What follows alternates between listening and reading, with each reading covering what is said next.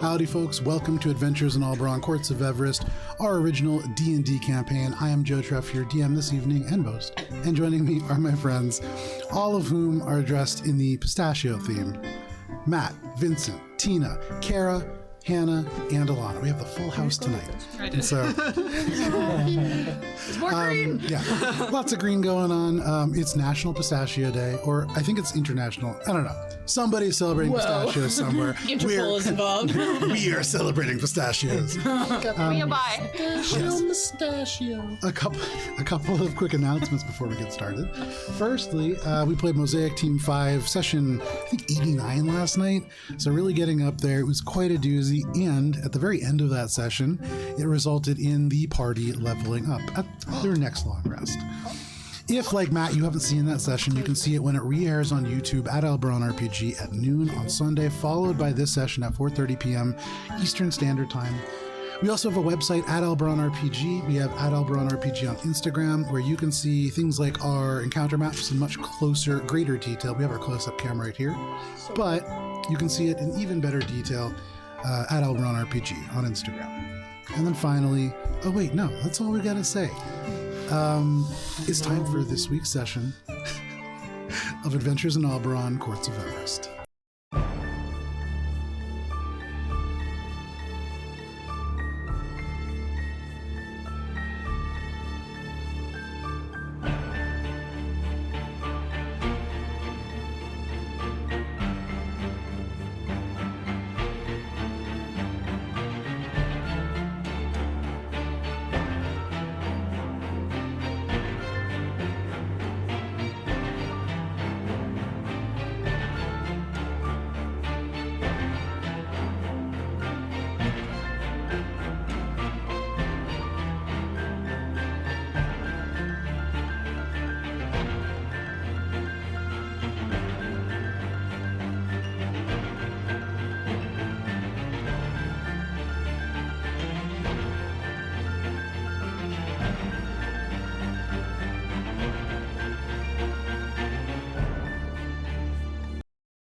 And we're back. Wandering Hearts. Last we played. Let me turn the music down just a tiny bit here. Wandering Hearts. Last we played, Ori insisted that all of you step off the path that you had all been led upon, after many of you had sort of ascertained that you were being manipulated by the fog, or perhaps whatever was controlling it. Terrible idea, Ori. You were outvoted by every single member of the party who told you that this was just a foolish idea. And you continued on your current path for a little bit until eventually you reached a point where you discovered some other signs that pointed to other individuals passing through this territory. Now it seemed like a good idea to go west. And so Ori's advice eventually heeded. Almost immediately, things began to change, and it became pretty apparent that you had stumbled off whatever track you were being led upon. You found a clearing, a literal clearing in this forest and in the fog, where none of this thick, soupy material seemed to pass. And in the middle of this place, you found a hag in the middle of a ritual, engaged on a stone circle, in the middle of which there was an uprooted tree. Or you snuck ahead, infiltrating and taking a devastating opening shot, which Billy followed up with a brilliant silence spell to stop the ritual in its tracks. Alina, down a familiar, rushed forwards, but as the hag winked in and out of existence on the ethereal plane, focused instead on the mushroom creatures that the hag animated to attack the party as she tried to retreat. Valis, you animated the objects, lifting the tree off the stone circle, once and for all canceling this ritual and causing it to fight against the hag. The forest once again fighting back. Minka, you began by identifying a number of these mushrooms as not ideal to consume, but began a little bit far away from the combat as a result, and found yourself out of range for much of it. You did almost end up killing this hag as a group, coming to within just inches of her life. But Ori, you rushed your last shot, and you allowed her to escape as you put an arrow through her eyes while she was in the ethereal plane. She used magic to make her escape, and without her, the mushrooms fell swiftly to your gathered might.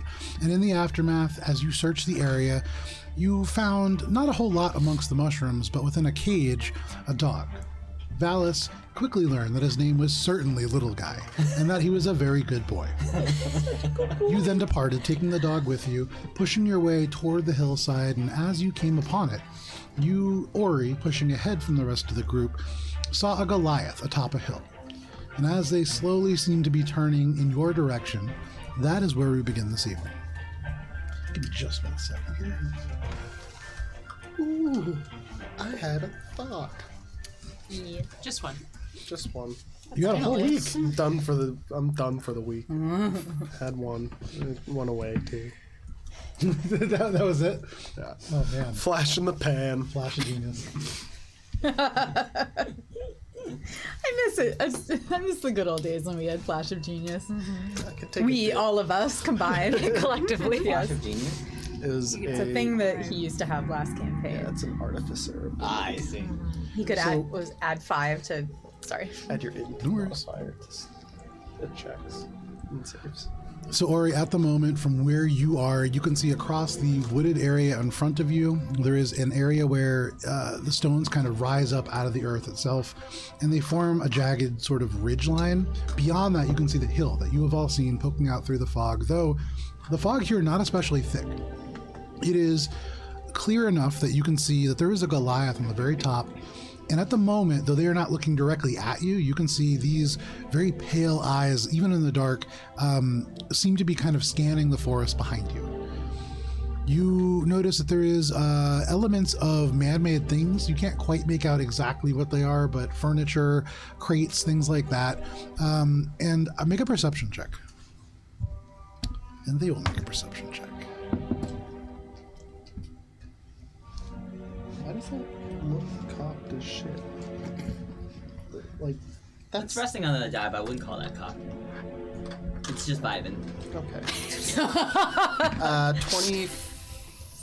24. 24. Okay. So you peer around, and in this kind of second, as they are looking over you, and you feel pretty confident that they don't see you. Your last stealth check was a 24 also, actually, and so you're feeling pretty hidden. Actually, could everybody else make a stealth check, please? Because I didn't write everybody else down. Are we In a forest on the material plane? You are. Oh, Heck that's yeah. really not. Ooh, this one is much worse than my last one. Woo! Natural 20! Very Ooh, nice. that's probably good. Total of 22. Mine Well, is. first, I rolled an 18, Nice. but I have disadvantage. Yeah. So rolled for a total of 7. Okay, but that natural 20 really coming in handy. Thank Billy Good. stubs her toe to really hard against a rock, and as Billy is about to swear, Alina just throws your hands over Billy's mouth, keeping that kind of squelched. Cheshire? 23. Nice. 9. Okay, Valis, clanking along. What about? Well. Uh-oh.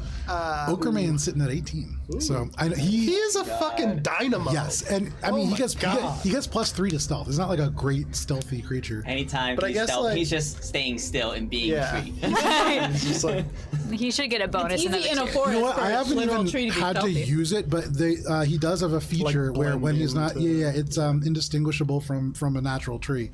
I haven't had to use it because he's rolled so high. fucking shit. Yeah, but neither here nor there. As you are looking out with your perception check, at the moment they're searching, and it seems like they hear something. They are looking, and at this time you can see they hold up a hand and kind of wave. And you see a couple of shapes begin to shift and move.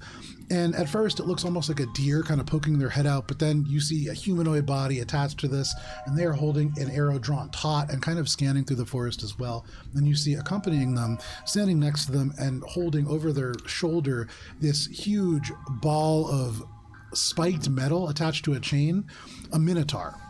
Standing close to 7 feet tall, both seem to be kind of looking. They pause for a moment where the stones kind of draw together and form a natural choke point, and you can kind of hear some grunting. From where you are, probably not their words, and then they begin to sort of fan out, one going a little bit to the right, one going a little bit to the left. With your check, that is what you would see. Yeah. while all this is happening and before any initiative is rolled, I use my Rod of the Pack Keeper to gain a spell slot. There you go. Okay. Bing, bang, boom. You do so. Everyone can see me from where I am. You don't know. If I turn around, I can probably at least see a couple of them. Oh, you right? can see Are we them. on the map? Yes. Oh, just you are With on your the map. 24, you can see everybody but Alina. And the people that I do see are not within hearing distance if I whisper, shout to the group, right? Well, so at the moment, as they fan out, excuse me, Vincent. I don't think so. I think we are like over yonder. That way. Yeah. And you can hear like thumps as this guy gallops off into the woods. I'm Thank goodness we gonna won't accidentally kill him. whisper to the Yeah. group. They're searching for us. Hide. And then I'm gonna steady aim. I'm gonna fire off a. So no. Oh. As you whisper that with a natural 20, Oh. the centaur snaps the arrow in your direction and still not seeing you is going to fire at disadvantage, and then we're going to roll for initiative. Yeah, we are. That is going to be absolutely a miss. That's going to be a 7. So definitely not seeing you, but they just let the arrow go. And you can just hear, yuck! And the Minotaur just barks this at him, but things slow down as everybody can go ahead and roll for initiative. Oh no. I wasted my natural 20 and Thank Christ. I'm where I need to be, not at the going beginning. early, right? As the healer, it's not the greatest time to be going. It's true. Especially I have things I could do on reactions, and it's hard to do it. Okay. Anybody natural 20? No. Would be nice. Think of it this way, right? Natural 20 is basically going last, but with extra steps. Yeah, that's true. 25 to 20? Okay. 20 to 15. Or sorry, that's not how that goes. Yeah, it does. 20 to 15. 16. 16 for both. Who has the higher dex? 19. Yeah. Okay, so Cheshire, then Billy. 15 to 10. 14. 13. Wow. I rolled poorly. 13 for Ori. Alina and Valis, are you guys going to play with us tonight? No, I'm just gonna take care of little guy. I'm at a 9. I'm at a 2. 2 for Valis. While we're getting I ready, take we care of should the push little the map over a little ogre bit because Olive was just like, "Are those grapes?" And at first I was like, "Yeah, aren't they're so good?" And then I realized why she asked that question. No, It may or may not Valis. be the grapes on the battlefield. Minka, what is your dex? My dex is, I believe, a number. It's a +3. It is a number. Typically, Greater than 0. Okay, so the way One that would this hope. is going to Dex, but work, just a number. as this arrow sails through, and for all of you feeling pretty stealthy, despite the fact that Valis is making the most noise, this goes in like the other direction and just kind of into a tree, and you're aware that there is combat happening. Wasn't my fault. Cheshire is going to be starting us off, followed by Billy. Wow, so starting at 16. Followed by the opponents, followed by Minka, followed by Ori, followed by Alina, followed by Valis, very much at the end, as low as you can go and still be part of the combat. So, let me just do this real quick. Okay. So, Cheshire. This arrow just sticks into the tree. You can see this strange material that perhaps your party had shown you. This other individual had fired at you previously. A very strange arrow that would be made out of like a pine type wood with some kind of a resin to fill in the spaces. But as that sticks into the wood, you hear Ori hiss through the woods. You've been spotted. What would you like to do? I have no idea what's going on. So, I'm gonna hide. Okay, make a stealth check. Did Okerman roll? Yeah, Okay. for the first time I remembered. I didn't say it though. He's 11. Okay. Between Ori and Alina. 21. 21. Okay, so you feel reasonably hidden. Anything else? Roll my eyes and blame Ori. All right, not swift action. That's Starfinder. Thursday night, 6:30 p.m. Eastern Standard Time here on Twitch. That is Cheshire. that is going to bring us to. We've debated this before. I don't know if we're sponsoring ourselves. Yeah. But that brings us to Billy.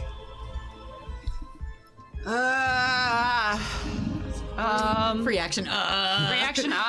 Alina pulls their hands away from your mouth. Man, that hurt your toes. And then the arrow strikes a tree near you. So wait, where? So at the moment, you're off the board by only about, I would say, if you want, you can be 5 feet off the board. That's fine. Okay. But you are not currently on. This is where we kind of froze this last time. And Billy saw like the arrow go streaking off and missing Ori. Yes. Not even missing Ori. It's in your guys' general direction. It would be almost clear that they don't know where Ori is.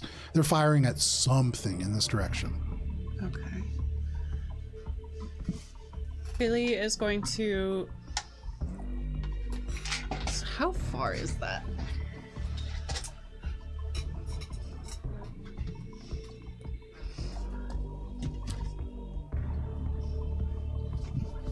We need like rulers. How far are you trying to get to, or? Well, it's within range, 120 feet. Okay. Always. That's all we care about. It is truly all we care about. So you are within 120 feet, I believe. Billy is going to head towards that tree. That's close. That one. If it helps, I think from here, this edge to the other edge is 120 feet. Fantastic. Billy's gonna try and shoot from out behind that tree, just off an Eldritch Blast. Yeah, make your attack roll.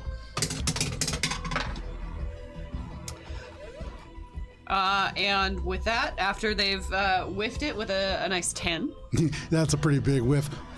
This force bolt just goes off and into the air. she's gonna move that way. All right.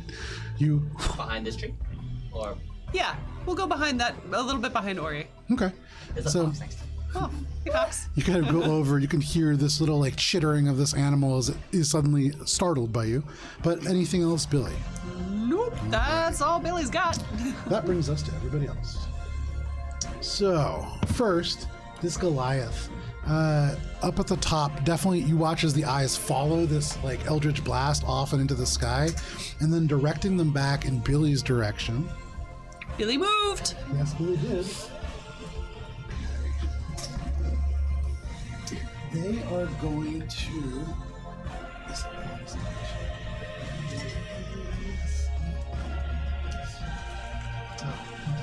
Okay. They are going to move and use their. Let's see here. 20, 25, 30, 35, 40. Yeah, easy. Oh. But I'm hiding. So He comes up Ori. next to you and you're like, I'm hiding. I'm like in that bush. So Ori, you see the eyes follow this forest blast off and then kind of squint and look. And then suddenly this Goliath takes one step back, sprints forwards, and then leaps. And from that cliffside that they are standing on, they land on the rock ledge close to 25 feet away and then leap from there, landing about halfway down to where you are and in 2 steps cross that distance. Does it seem like they've noticed me? When they get to the rocks, no. And then all of a sudden, as they kind of crest that point, yes, you are in the path of what they saw. And that is sort of unfortunate for you. However, that is their movement and their bonus action. So they are going to just take an attack against Wail you. on me? They rush up and just suddenly kind of seeing you. I wish to omen them. Okay. So their next attack, -1. Okay. Terrible It roll. counts. Absolutely. So, Ori, like a as they melee rush, you can see this huge fist comes around to just punch you right in the face. Oh shit. Does a it's -1, does a 23 hit. Does that Goliath have a lot of movement? That seems Yes, they have quite a lot of movement, but they also used. Think about this. They use their bonus action to move. Jump. Yes. Okay. So they strike you right in the face. As they do, you are only going to take 6 points of damage. They're going to hit you again. by the end. This is only going to be a 12 to hit. That misses. And so the first hit almost knocks you back. They are strong. And even for a Goliath, there is training behind this blow. You can feel it almost instantly as it pushes you back. Some sort of flurry. No, they haven't flurried Not. yet. No, they do That feel is their taken action. aback. That is all they All right, can do. I was not mechanically pushed. No, you were not. Okay. That brings us to Kifkiki. So you watch Meta game. as from over here. Excuse me. They're going to run and then a rabbit jump over here. Oh, is that the hair? Right there.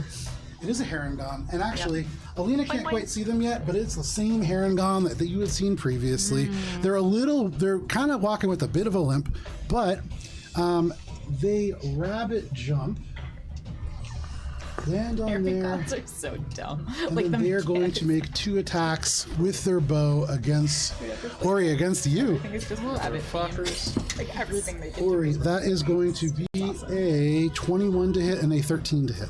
13 misses, 21 hits. Or you are only taking 7 points of piercing damage as she strikes you, almost knocking you back. That saves you from that second arrow, but you are getting beat up right here in the I'm gonna front. uncanny dodge that last one. Uncanny dodge the arrow. You're almost able to dodge it, but that is all that they can do, and that brings us to Horus. Horus. I hope I'm not in their range too. I uncanny dodged. Is with the Horus a hope centaur? that I wasn't No, gonna Horus get is the fucked by satyr, these bigger guys. and the satyr is going to walk over to right in front of that pile of gold. Right here? Yeah. And you can hear they call out, oh, hang on. Do you see Clysophan? And he just looks over, and you can see seems to be peering, but as he does, he pulls his hand behind him. You see magic begin to coalesce in it, and kind of looking out, actually, he has to make a perception check because he can't see Ori. Sounds like a drug. As an action. Doesn't see Ori, and so his By eyes prescription only. settle on Valis. Valis. They are going to And reach little back, guy, right? and that I mean, He's wearing studded leather armor. as the magic begins to glow a bright green, you hope that it's not an area of attack because it comes streaking towards you. This chromatic orb, Valis, does a 17 hit. It does not. Okay. You watch as this huge orb of light streaks towards you, and it's like the light begins to drip off of it as it gets closer. And right before it gets to the point where you are, this light just becomes real acid that just falls behind you. And as you dodge, strikes the ground. Little guy right out of the way, but good dodge. And then that is all that they can do. That is going to bring us to Yek. So Yek is going to run the direction of the arrow. Believe me, I know. It would be really cool if they don't see me. And then I don't get hit. You can't get very far. But Billy, from where you are, you can feel this individual's hooves just pounding the earth. And as they do, you can just hear them go, Yuck! And they swing this huge ball of metal. And you watch as they grow furious. But that is all that they can do on their turn. And that is going to bring us to our final guy. I'll say he already used his action for that opening attack. And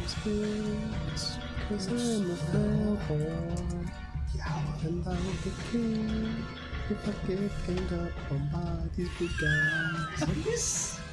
Billy, what was your stealth check? Oh, it's really low, right. So, Billy, I did this thing, you did. but I let go. And unfortunately, it doesn't cover their eyes. And so, as they round this tree, they can see it, Billy, and they're going to. Wait, if I do this, they can't see me. That's how it works. They're going to take a snapshot against you, and that's going to miss. That's a 7. And so, unable in this kind of galloping moment to strike, that is all of the 5, and that will bring us to Minka. Minka, all of a sudden, there are just arrows flying out. You watch as a Goliath and a Herringon leap this entire side of ridges because you can't quite see the hillside on the other side. It looks like pretty much a 30-foot vertical leap. But what would you like to do? So the stones that are in my pocket still, because I keep imbuing them with magic, but not doing anything with them. I will once again imbue them with magic. Once more, you make magic stones.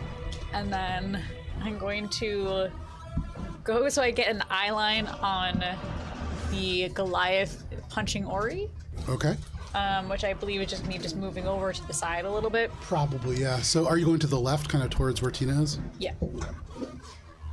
Don't worry, guys, I got it. Okay. And then just being mildly concerned with the fact that he just leapt off out of nowhere and just started punching Ori. I'm just gonna throw a pebble at him. Okay. I will throw a stone at I mean, him. we've all had those days. At Ori? At the Goliath. Goliath, okay. Somehow I feel like that is probably not gonna hit. But when it's my spell attack, right? No, not spell casting. Range spell attack, yeah. So it does an 18 hit. It does not. Anything else, Minka? I will hide behind that giant tree. Okay, you tuck behind the tree. You throw this magical stone. This stone has been magic 4 times now.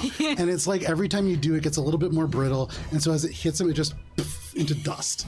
And so not quite as effective as you would hope. It was not meant for this. Anything else, Mika? No. Alrighty. Ori, it is your turn. And from where you are, things are starting to shift to a more negative position. What would you like to do? that. I'm gonna bonus action disengage. Howdy, Gunner. Oh, Do you mind if I read the chat through your phone? of course. Thank you.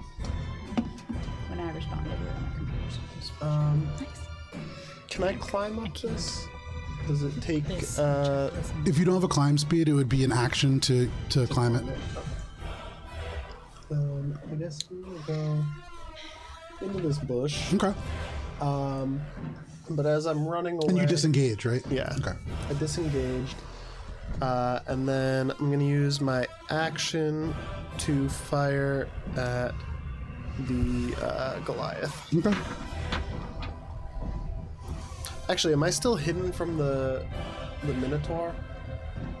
I mean, they haven't attacked you yet. I guess I'll fire at the Minotaur because now I have better line of sight on him. Sure. And I think, does that make it a sneak attack? Are you rolling For at the advantage? well, yeah, for the mechanics, does it? Yeah, sneak attack. If you rolled advantage, Right. Yeah. But I'm wondering, mechanically, Yes. do I have the stealth? yes. Well, it's not You stealth, have but advantage. you have You have advantage. sneak Yes. attack. Yeah. You do it. 29 to hit, 29 absolutely hits. Yeah. and I'm gonna use a superiority die, and I'm gonna use a charge. Okay. So I'm gonna do a bunch of damage, and he's gonna need to make a Wisdom saving throw Okay. or be frightened. That is going to be 8. That is a failure. He is frightened of me until the next, the end of my next turn, and he's taking a healthy amount of damage, I would hope, with math dice. Oh, math dice. Yeah. Usually Special there's kind of regular dice. dice. It's a rogue thing. Oh, those are. Yeah, one rolled away. You lost one over here. Yeah, I see it. This is highly stratified numbers. Yeah. Right. Would you say that these numbies are standing on layers? Could they be layered So it is 31 points of damage, 8 of which is fire, and the rest is magical piercing. Okay. And he is frightened of me and must run away from me. For what it's worth, that fire damage seems to do the full amount. The arrow itself, only about half. They make a 6 for their wisdom saving throw. And so you see, as they are swinging this ball around and they are yelling their name out, the arrow strikes them almost right in the shoulder. And there is a brief moment where the eyes go wide and they look around and then they grit their teeth. They flex their pecs. The wood that is left in there just splinters a little bit and they just roar. And Ori, it seems like they're too mad to be afraid right now. Oh, all right. Almost like they're in a rage. Yeah, that's a tough. Anything else, Ori?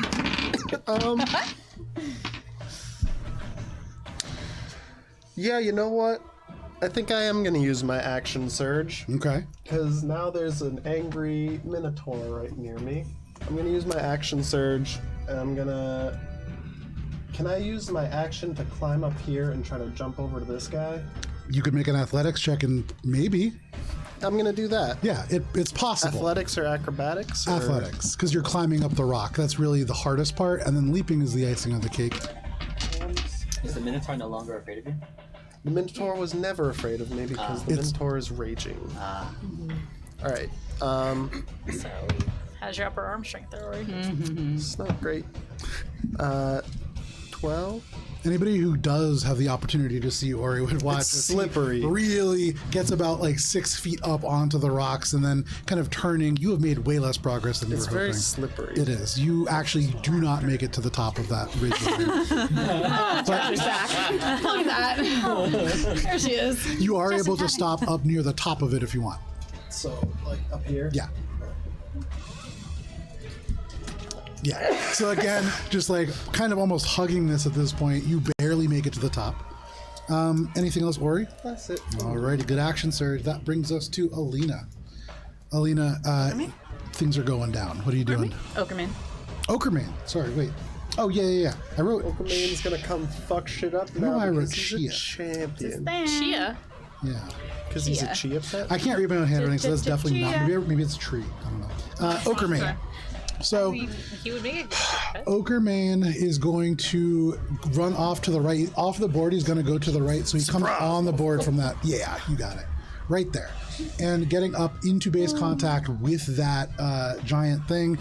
The arrow hits this Minotaur. The Minotaur shrugs off the fear and then Okerman says, "I'll give you something to fear." And he reaches back and like the arm stretches out and grows 2 more hands. And he's going to punch him twice. That is going to be a hit and a miss. And that hit is substantial. I didn't catch their names. It's just for now. That's minimum damage, which is still 12 points of damage, which is half to 6. But every little bit counts. He strikes the Minotaur, almost knocking him back. But between Ori's blow and this gigantic tree, still not able to knock Yek down. That is Okerman's turn. That brings us to Alina. Yes, I would like a better vantage point. So on the fly. Okay. Bear with me just a second. Flying as a bonus action. And I am going to fly. Thank you. Let's see what's going on here. I'm gonna go like 15 feet up and 15 feet forward. Oh, everybody's Died! No, he died. We all Fine, die. I'm up here. So I think that would place me about like here. 15 feet forward. If you want to be, you can be 5 feet closer. You like even further more if you want. I do. Well, yeah, no, I'll be here. Okay. Next to Billy as usual, but There you go. I am here. Hello. Okay, get everything back. You're like a little bit under Okerman's eye level. Yeah. But do I have a clear view of what's going on here? From 15 feet up, yeah, you have a pretty even view of that top ledge. You can kind of see, you can definitely see Ori kind of like spread eagle on this rock. Beyond that, you do see the satyr who seems to be casting magic. Mm-hmm. You have a pretty good vantage point of most of these things. Do I recognize the satyr? Or anything about them?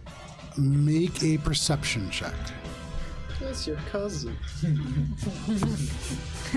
Oh, okay. 5. It's Alino, your cousin. Brother!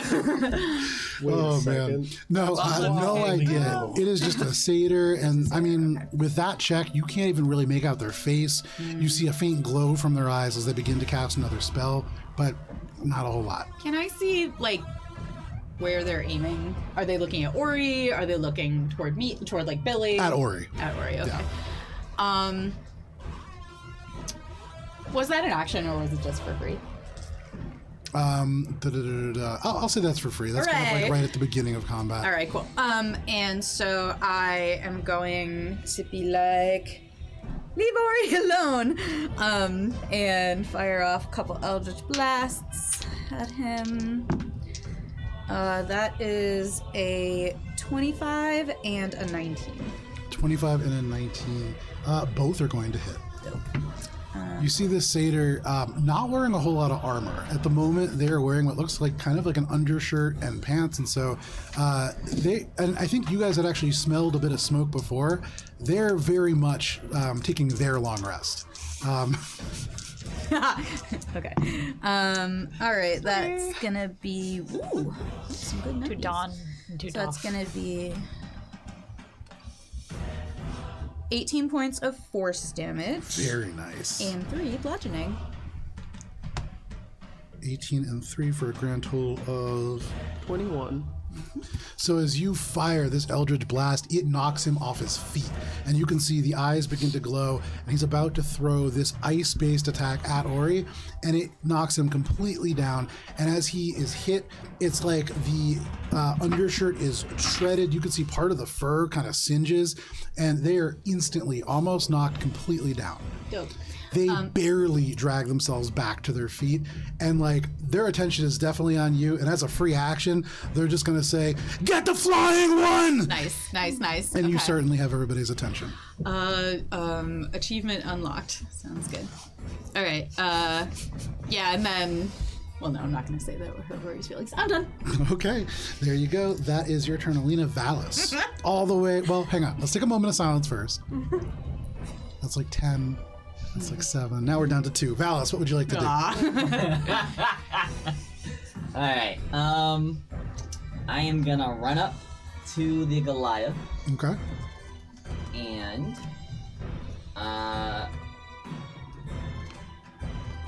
bonus action. I grab a bead.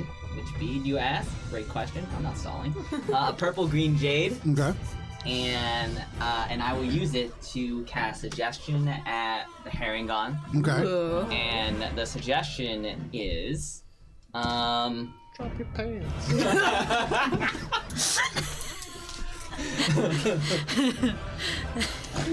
go buy some snacks suitable for a dog, then go hide over there. What is the saving throw for that? It is wisdom saving throw, Can I see the Herringon? and the DC is 14, I believe. Probably I don't think so. No, never mind.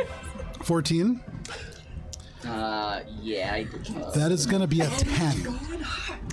So that is a failure. You cast suggestion, crushing the bead in your hand, and as you do, it's like the words that you speak carry a tremendous amount of weight. It is like the skies open up, and as you speak, they are looking at some long-lost ancestor who is not just suggesting this, but really commanding it for the bloodline. And they, like, their eyes open, and they look very nervous, and they just kind of nod. Simba. But that seems to have taken... Remember. Get some, brothers and sisters are depending on this. snacks. Anything else, Valis? Yeah. Can you put so for charmed on him? Charm? Yeah, just to remember that he's suggested. my action would be to attack this guy twice. In front of Okay. me.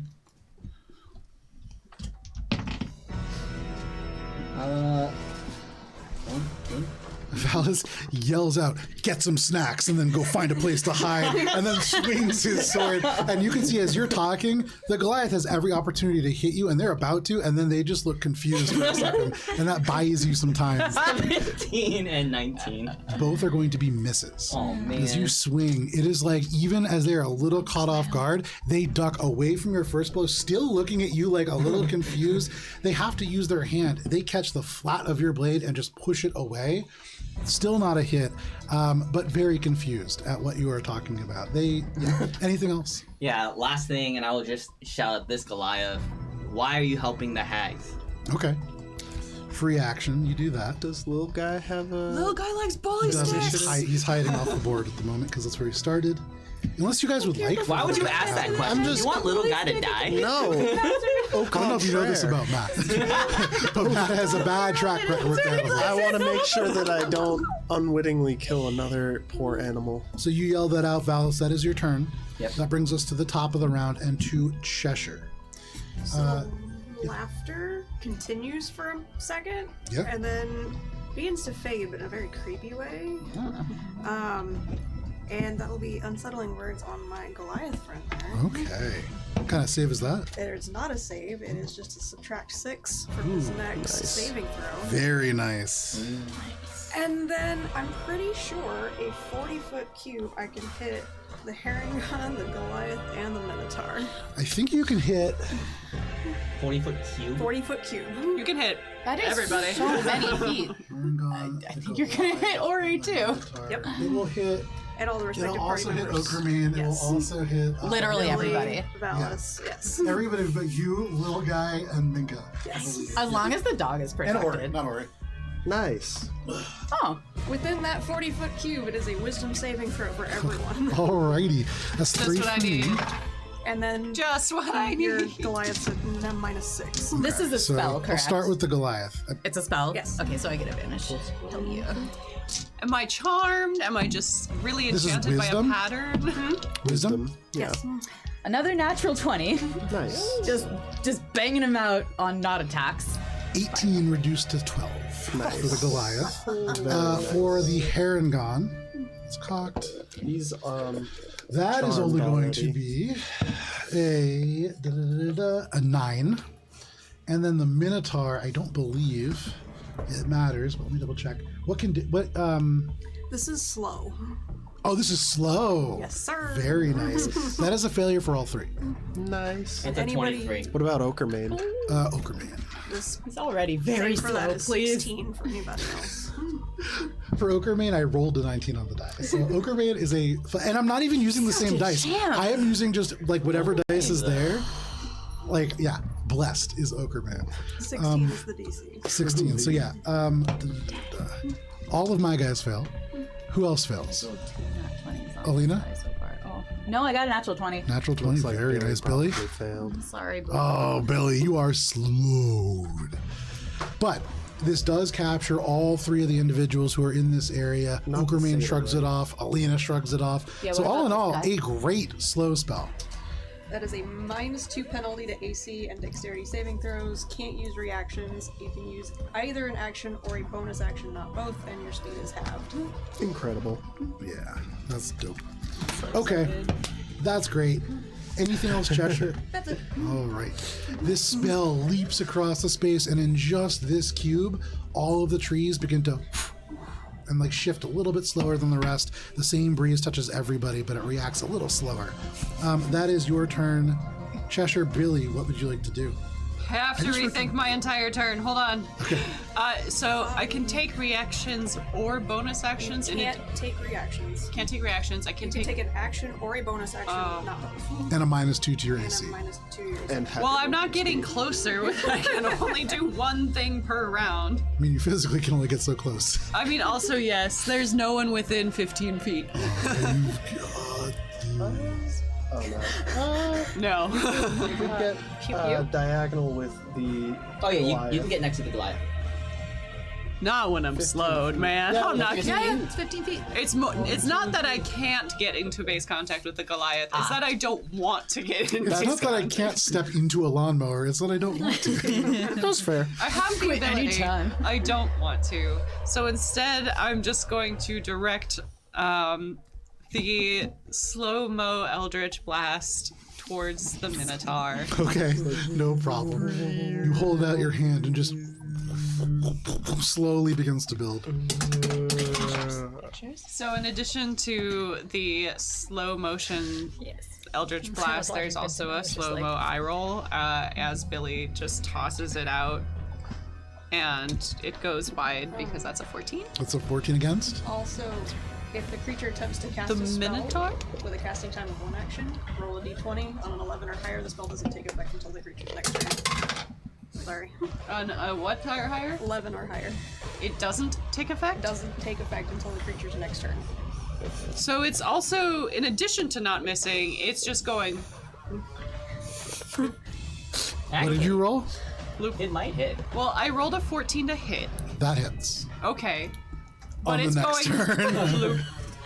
So go ahead and roll Nobody damage. get in the way. Go ahead and roll damage, But and it we'll won't put that out. actually resolve until We'll put that out in the pocket dimension until the end of next turn. Nobody forget. It's gonna happen. Oh, I'm writing it down.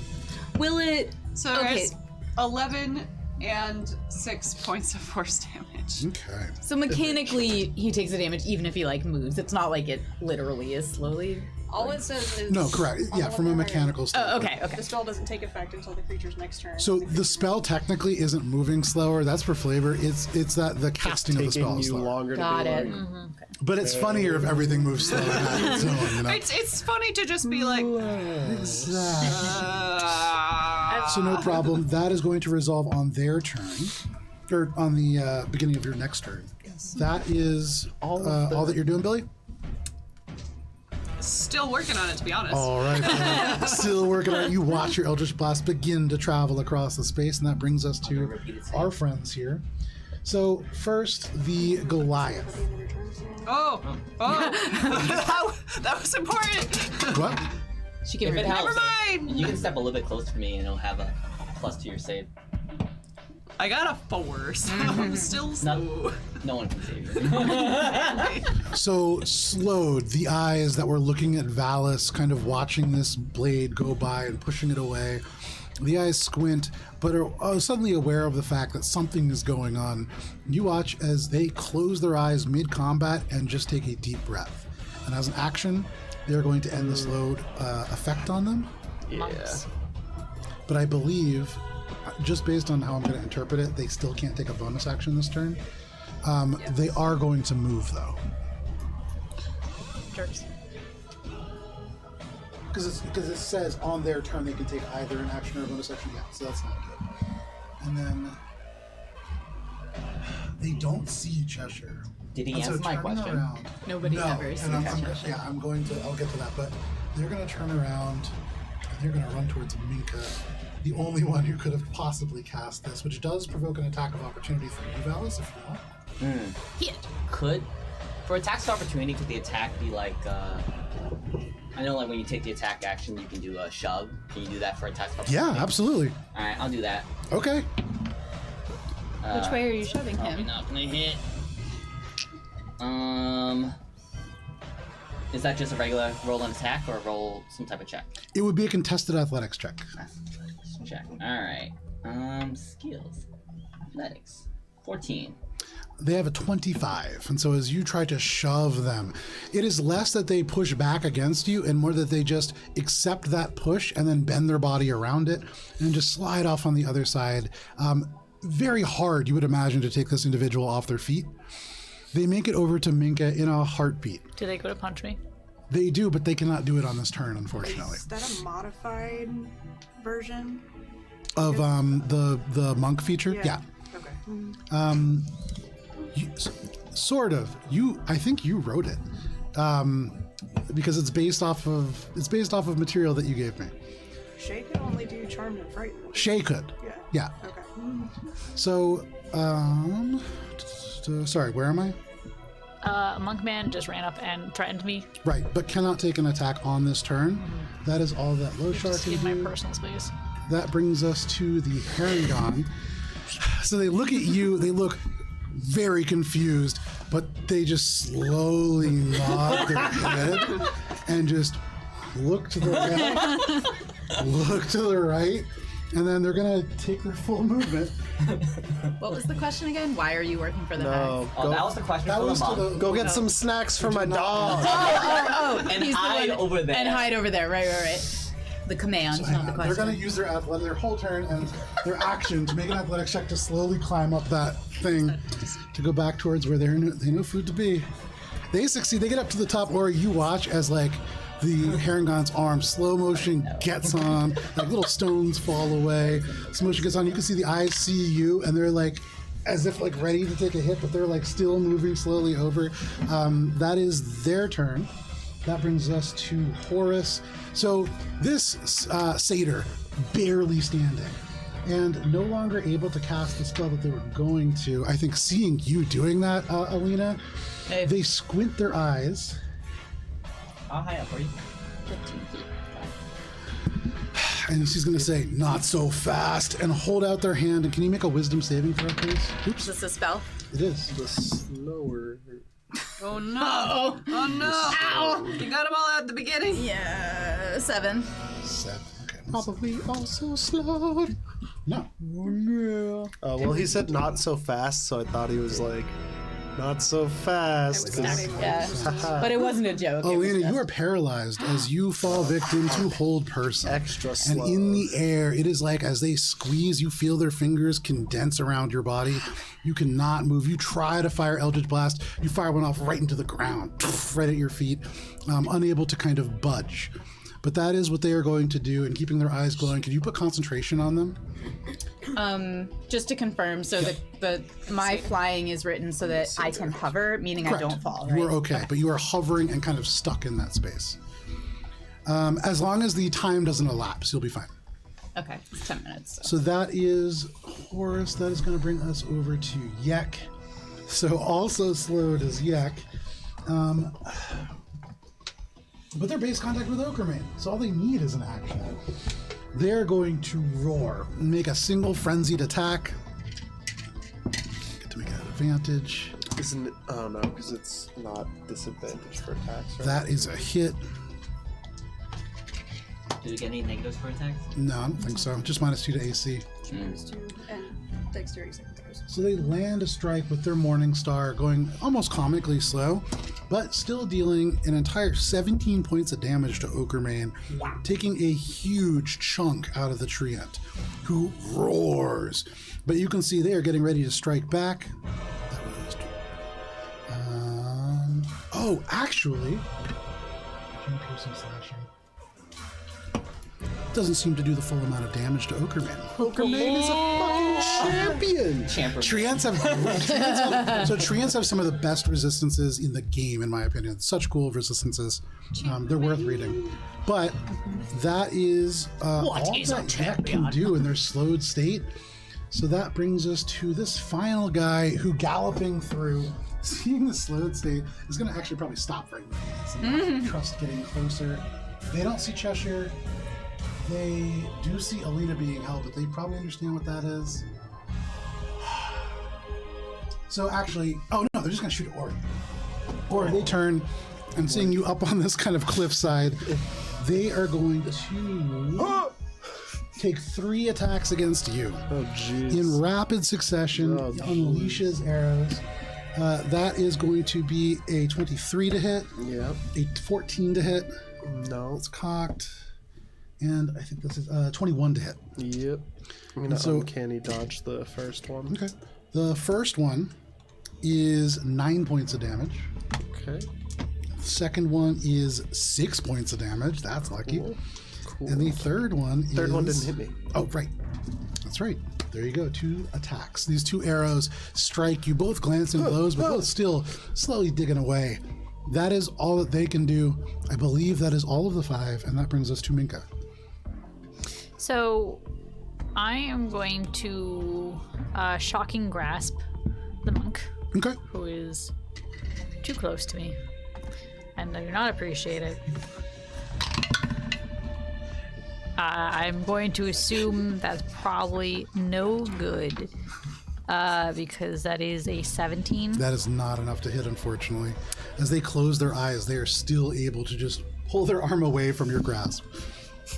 So that was my action. That isn't like a martial art move. It's like a younger sibling's move where they just kind of like move out of the way. Yeah. Not touching you. So You are, though. So my only other option would be to try to leave his space while he is this close. And I don't like that. but I'm gonna try it anyway and hope I can just tank the hit and he doesn't like hit me in a vital organ. So you're going to step away from the Goliath? Yep. They will take that attack. Yep. And so, still not looking at you, that will be a 17 to hit. That misses! Oh, and so unable to strike. And for what it's worth, that strike, the way that it is positioned is designed to hit you right in the leg in such a way that you would imagine you would not be able to move. Some kind of a sentinel-like ability. What would you like to do? You move over? I'm going to book it. I'm going to book it towards the stones behind the 2 trees. Other way. Otherwise, I'll just, yeah, so I can go 35. So back here. Yep. Okay. Okay, now, Like, you want to be back around here or here? Like, you want to go around this rock or? I would probably start heading Along the wall. along the wall. Okay, on the inside, yeah. Yeah, seeing where... I'm just trying to put a little bit of distance and objects between me and the Goliath. Yeah. But now I'm also closer to everyone else. So I can... You run around the periphery of the battlefield and end up on the other side, and you're like, wait, this is worse. Basically. And I believe that is all I can do, because that was my action, and then I don't have any bonus actions available at the moment. That is your turn. That brings us to Ori, followed by Okerman. From here, can I just jump with my move action or my movement? Get across. I I can't tell from here how far it is. I would say probably not. It's a. So actually, I would say what you could probably do is if you use your movement. Go like down. Yeah, exactly. Yeah. Okay. You can't jump straight from there to the other ledge, but you could run around to that kind of corner area that's closer. Okay. I'm gonna make an attack against the Minotaur Okay. that is engaged with Okermane. That's gonna be my action. That's gonna be 24 to hit. 24 hits. I'm gonna turn it into with one of my superiority die. And I'm also gonna use a second charge. What was that you just said? My superiority die. Before that. He said, I'm going to turn it into ... Yeah, what were you going to turn it into? Oh, I'm gonna turn it into a trip attack. Okay. With my You didn't finish the sentence. I was Did I fall asleep for a second? no. A It was like parenthetical that you'd it was mentioned. like Gotcha. What was the comma brand yesterday? Let him with cook. my superiority die, comma. Gotcha. Okay, I see where I left Yeah. off. Wow. So trip attack is a Favorite Vincent. strength save, Okay. Let him cook. and he has. He gets advantage on strength saves. Oh wait, was it? He has minus two to right. his save? Yeah, that's what it is. Minus. No, just AC, right? -2 to AC and dexterity saving throws. Okay, Oh, so not crap. dexterity. I thought it was. All right, I wouldn't have done that, but that's okay. And so even at Spoke it into advantage, existence. even at advantage, it's a 15. Nice. He still fails, so he trips and is prone. Okay. And how much damage is that? Or no damage? And no, it's damage. I'm just getting the dice because I also did 2 of the 2 charges as well. So actually, that's superior die. Yep, and 1 more of these. Oh, it's like Alina's Eldritch Blast all over again. 8 different kinds of dice, 4 different kinds of damage. Hey, it's worth it, okay? That's like very average. No, that's below average. There's, Well, like wow. across the Like board. there is nothing there above average except for Right. 1 die. Yeah. This is a Vincent fucking deadpan. I know. Matt just goes, I did a bad job. And Vincent went, no, you did a really bad job. So It's it's here to bring you down. 26 piercing, magical piercing, Okay. and 6 fire. I'm embarrassed for that roll. Okay. You're so mean. Thanks so hard.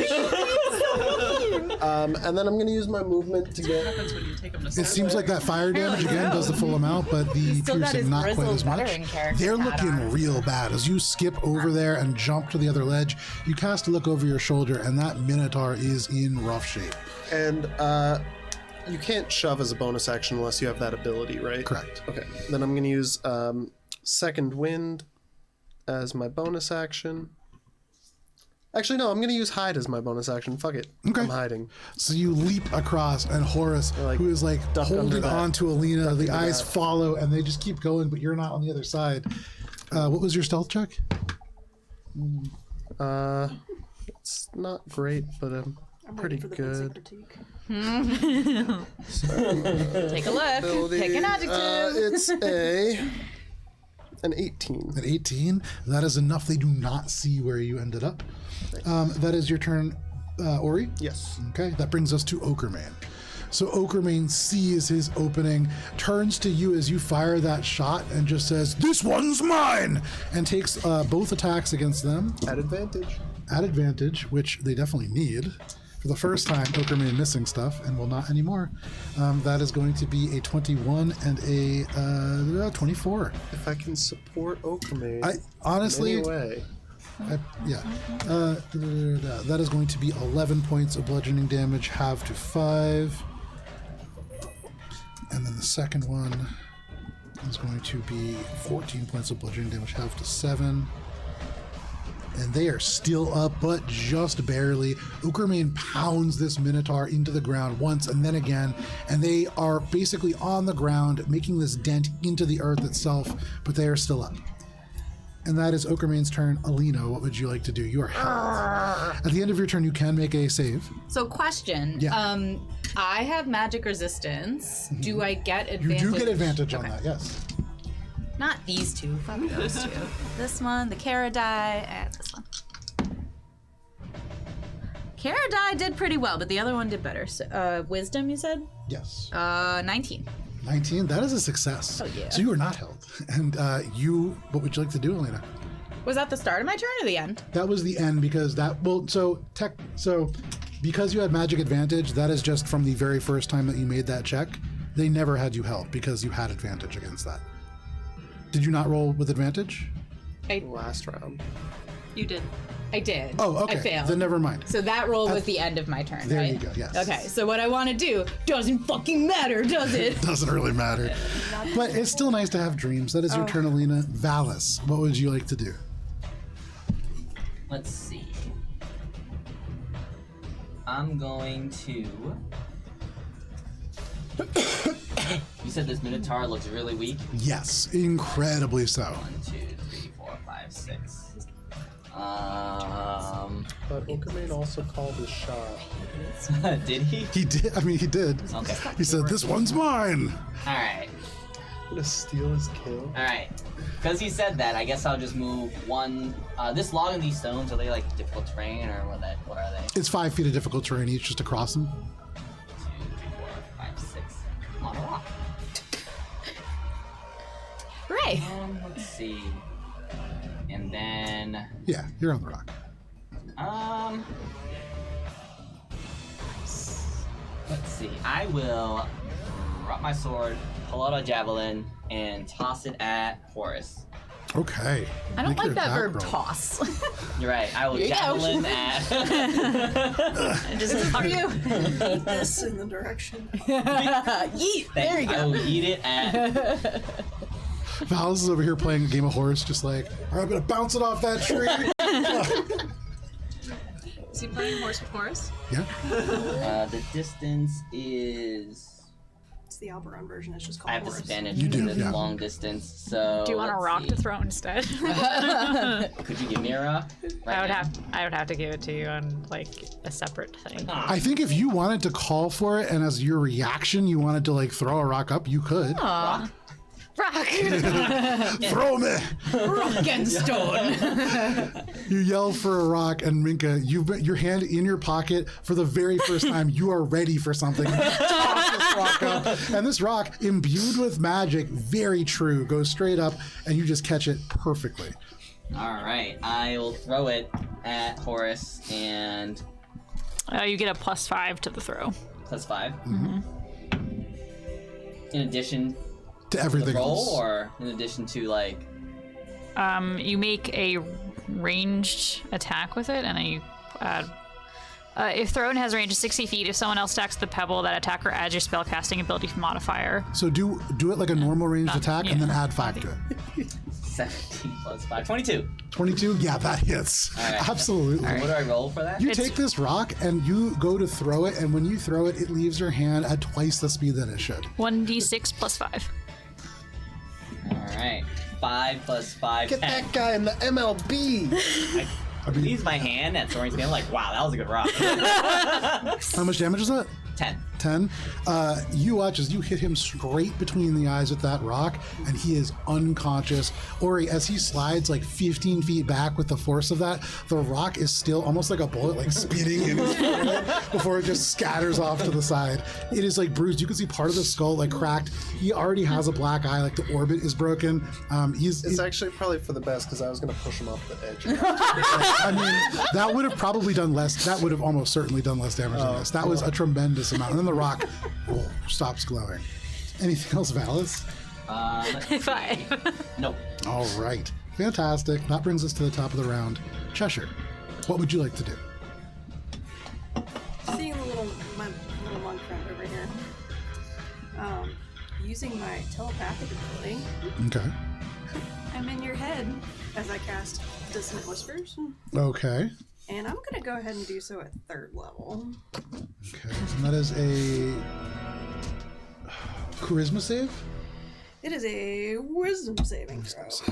Okay. Intense whispers. Oh, and she has such a good wisdom save too, but that is going to be a grand total of 12. That is a failure. And so that is 5d6 worth of psychic damage. Nice. Woof. Nice. That is not a resistance that they have. That's if it's a barbarian. That's the only resistance that they don't have. But I don't know what type of barbarian they I are. think there's only one barbarian that has resistance to psychic damage. It's pretty psychic and fire. I think are the two that are hard to get. It's a bear totem that has all resistances but psychic. Yeah. But if you were a bear, That is barbarian. 19 psychic damage and must immediately use its reaction, if available, to move as far as its speed allows. did that You're right, you're right. I had a Goliath in And a so one it must shot. use its what if available? Bear totem Reaction, if barbarian available, druid. to immediately move. It does have a reaction Barbarian. available in its entire speed. Its entire speed That's like a bajillion, away right? from me. Away. So that's going to take them 45 feet back towards their base. 5, 10, 15, 20, 20. Right into my 35, trap. 40. And so Minka and Valis, technically, they're going to run right by both of you. If you would like to make attacks of opportunity, you can. But they are going to end up with a little hop off their foot about 7 or 8 feet up, and they are climbing this rock. That is their Is Is reaction. it as Attack of pathetic as opportunity with, when Ori was climbing it? Unarmed strike. Yeah. It won't be- Punch him. Okay, yeah, go for it. My Make your sword's on the attack. ground. Yeah, make your So attack I roll. punch him. I use my reaction to toss a rock. Your hand is still up there, and you're like, damn. Not that I would have done much. It was worth it though. Yeah. No, absolutely. Yeah. It was a good It was a rock great toss. rock toss. Alright. Way better than me It's trying to fine. trip up. I don't get my proficiency bonus, right? Unless you are proficient in unarmed strikes. Yeah. Dirty 20. Dirty 20, that hits. I can't hit him with my sword, but I can plunge him. Beats it. I don't know the. It's one. It's one plus strength. One It's one plus plus your strength. Oh yeah. You don't even 5 roll. damage. Hey, that's pretty good. That's a good one. Yeah, that's not bad. You strike them, just punching them in the ribs as they run by, and you do hear just a brief grunt, and they look back at you, but they are climbing this rock, and they seem a little annoyed at this. But anything else, Cheshire? That's it. Just All right, settling back and laughing still. that is Cheshire's turn. That brings us to Billy. The Billy. damage takes. I was gonna effect. say, right now you watch, or you look at this guy and you're like, Before I oh was like, man, don't it's probably forget, for the I best. forgot. And you see like there's bleeding, but he's still breathing, and then this Eldritch Blast just hits him right in the sorry, face, buddy. and he just like, shreds flesh away from bone, and he is absolutely dead now. Ori is seriously starting to consider if we're the bad guys. Billy just delivered death failures right away. So now I get my save, right? Is that how it works? I think it's the end of your turn. Is that not? That's a resolve spell from the last. Oh, time. I So you thought can that was do- like you also can- No, taking my next turn. It I was just, like, oh, it just man, this like sucks. it just like is No. like it takes so long for you to cast that this spell doesn't go until the end. You still have Okay. a choice of an action or a bonus action. Yeah, Well, you have so much to do. I mean, and so little time, realistically. Billy can see the other centaur guy over there, right? Yes. Well, that's gonna be a 10 to hit as the spell continues to take off at a very slow rate. Oh no. You just That in the dice jail. yeah, it's going. That is your turn, Billy. And I am still slow. There we go. Hey, at least you're consistent. That brings us to the 5. So Loshar ends up there, and that's just like for your turn, right? They can okay. Am I the only one who's slowed at this point? They make it. Oh, the Minotaur is. Oh, the Minotaur. And Yeah. Yeah. The Minotaur's dead. The Haragon is. He's There we slowly go. getting me some food. Okay. Right. So Loshar is going to. They're like about 10 feet up on the wall. They're going to stop the run and then propel themselves with their leg, and they're going to deliver a Superman punch against Minka, just straight into the face. Minka. No, never mind. I use my action. Toss a rocket again. And you're taking 2 attacks from this action. Okay. The first is only going to be a 11 to hit. Second one's a 17 to hit. Also miss. Nice. I thematically hold up the shield that Valis gave me that has his family crest on it. It's boom, boom. And so you can see they are looking just a little bit annoyed at this point, and so they are going to just close their eyes and once more take a deep breath and take patient defense. And that is their turn. That brings us to Kiki. So did he get to save at the end of his turns against suggestion, Valis? Oh, good yeah. question. Well, he's gonna fail last turn almost. no I matter what. don't think so. I think it's just on a failed save, it pursues the course Oh, of yeah. action, describes It's the best. up to It's 8 a hour really duration. long. Oh, 8 hours. Yeah. Yeah. It's a Are you concentration. concentrating? Yeah, it's concentration. Yeah, I am concentrating. He rabbit hops and uses 10 feet of movement to get here, and you watch. Valis, you punch this Goliath. As they run by, they leap off this mountain and punch Minka hard in the face. Minka is able to just dodge this blow somehow. This is like almost unbelievable that Minka can do this. And as your eyes shift their focus up and away, you hear this, and you look up and you can see this heron god who goes, "What do they like?" And they're holding up like a bag of what looks like dried meat and then like a carrot, but they are like going through their rations looking for food. That is all that they're going to be doing on their turn. That brings us to Horus, who is very dead. That brings us to Yek, who is also very dead. And then to Emgrad. So, yeah. Things are looking not good. And so Engrad is going to yell out. Well, first he's going to turn and gallop. Bye-bye. And over. Does anybody speak Aran? So what? Orin? No. No, I don't think so. Over his shoulder, you hear just barely those, I would say Ori probably, or you're the only one that hears this. As they are calling it out, you would imagine towards Horus, who they cannot see is very dead. They call something out in a language that you're not familiar with. It sounds almost like they hiss at a distance, like they are stage whispering almost, but you can't make out the words. Too? Probably. Because he's closer than me. Maybe. Yeah, he does. Because he's a fucking champ. And he you see Okerman not really paying attention, but you imagine he hears it. And this guy just gallops off the map. How far? Because I can still probably He's going shoot him. to. You probably can. Give me a second here. So they started. Started here. They are going to end up 75 feet off the map. I can still hit him. So that is their turn. That brings us to Minka. Minka, you dodge this attack, and for a brief moment, you are a monk. You are standing between Valis, who is kind of like in your party anyways, the height of like frontline martial character, and somebody who definitely has some kind of combat training, and you are holding your own. These magical rocks are working. What would you like to do? I'm doing it. I'm gonna try a shocking grasp again. Okay. Filled with confidence now. That's worse. Absolutely not. You go to grab them, and now in this patient defense, they actually say, "No, you're not," and they just push you fairly gently to the side. But anything else, Minka? I have a similar vibe to this other guy I know, Vince. Has anyone been like hurt or anything yet in this battle? I don't think so.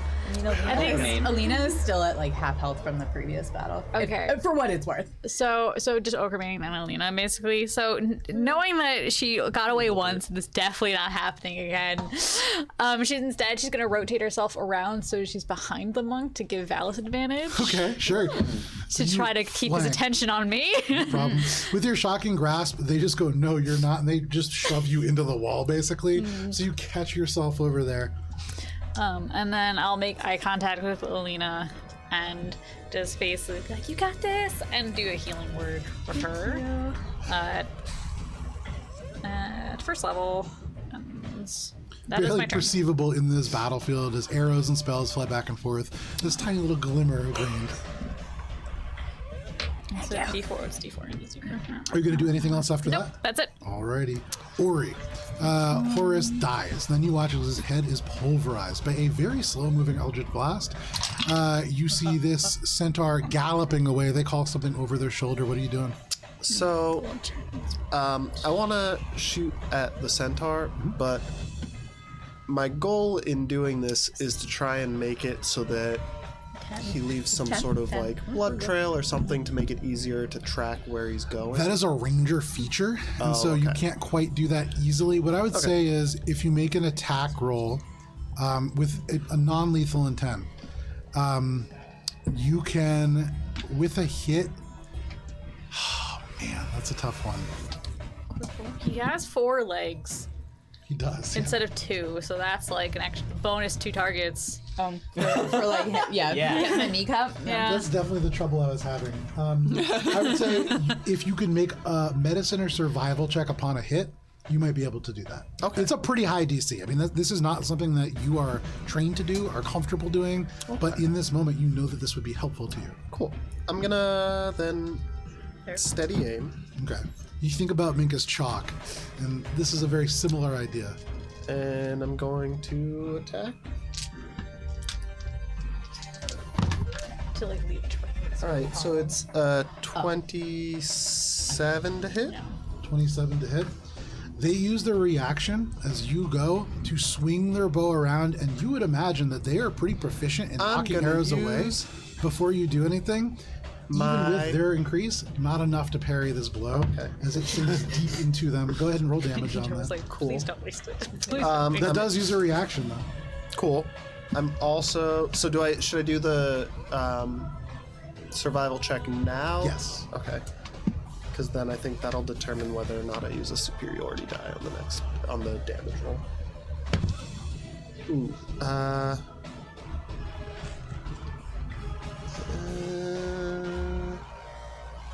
15. 15? You fire, and you can't quite tell. You hear a grunt. There's a lot of noise happening. Unsure if you hit, unsure if you hit with intent. Okay. Well, Well, I did hit, right? So, I'm gonna use a superiority die, and he's gonna have to make a strength save to avoid being knocked prone. Okay.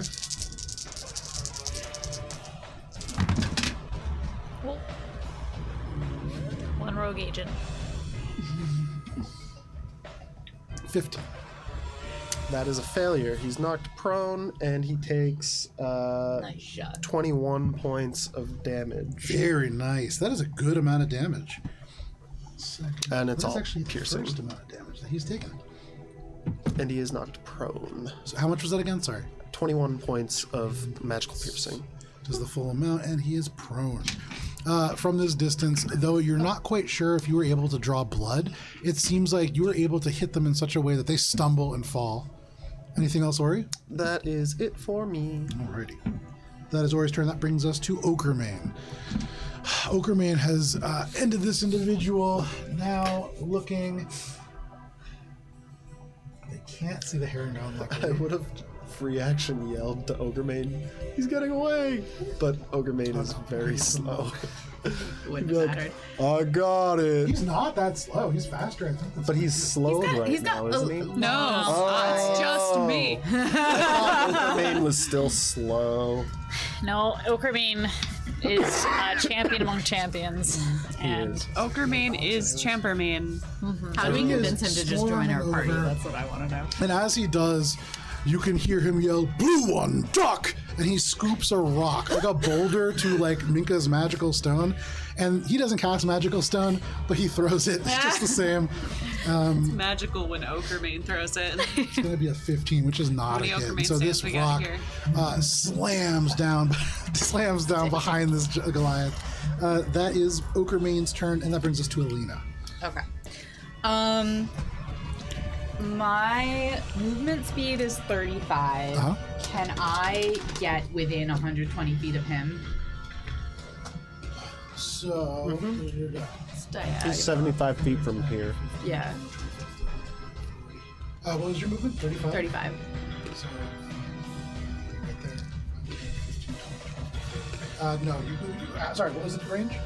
120? Yes, you can. You can get Okay. to within 115 feet. So sorry, where did, by your count, where am I landing? You're going your full speed diagonally to right there. I think it's a little bit forward. Right here. 5 feet forward. Here, Yeah, right near there. near the rat? Okay. Right here? There we go. A little bit, yeah. Okay. I heard that he's getting away. I didn't actually say it. Oh, okay. I didn't hear anything. But from your vantage But I point, see you're him up getting high away. and you see this individual. Here, the mist is not so thick, and you're able to see this person bite the dirt as they are knocked off their feet.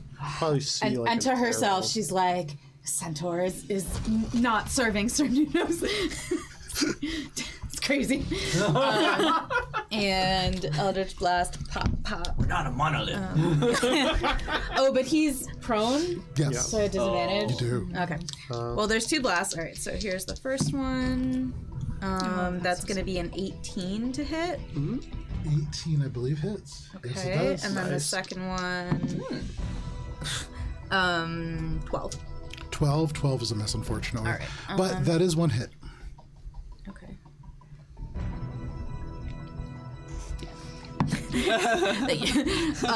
10 points of force damage and 3 bludgeoning. Okay, seems to do the full amount of damage.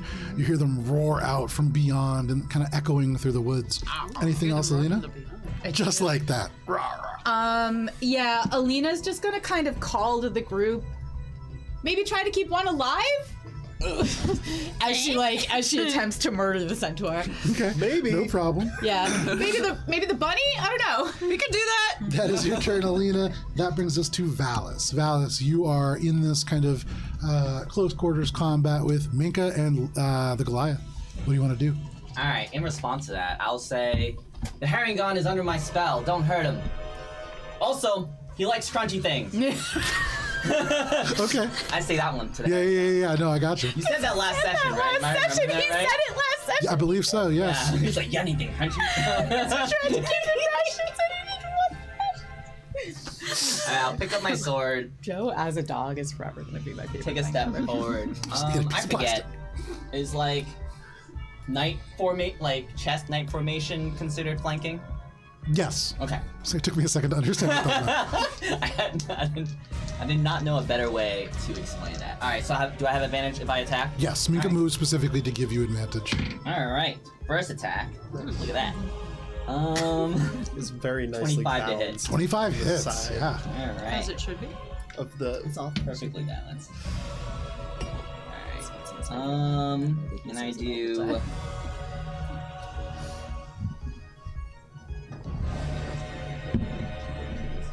I did it. Oh man. I'm still not used to using a tablet. Longsword. 7 plus 4. 11 damage. Okay. 11 damage. Very good. Okay. Second attack.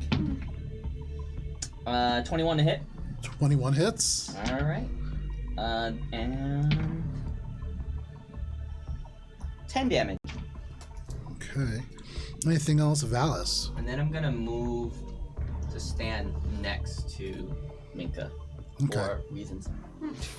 You grab the longsword out of the ground and drawing it from the soil, you slash across again and again, kind of driving them back, using Minka to kind of almost trap them against the stones.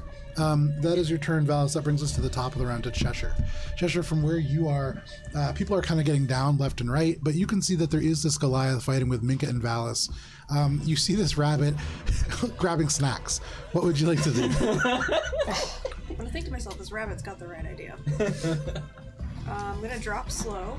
Okay. So Billy's free.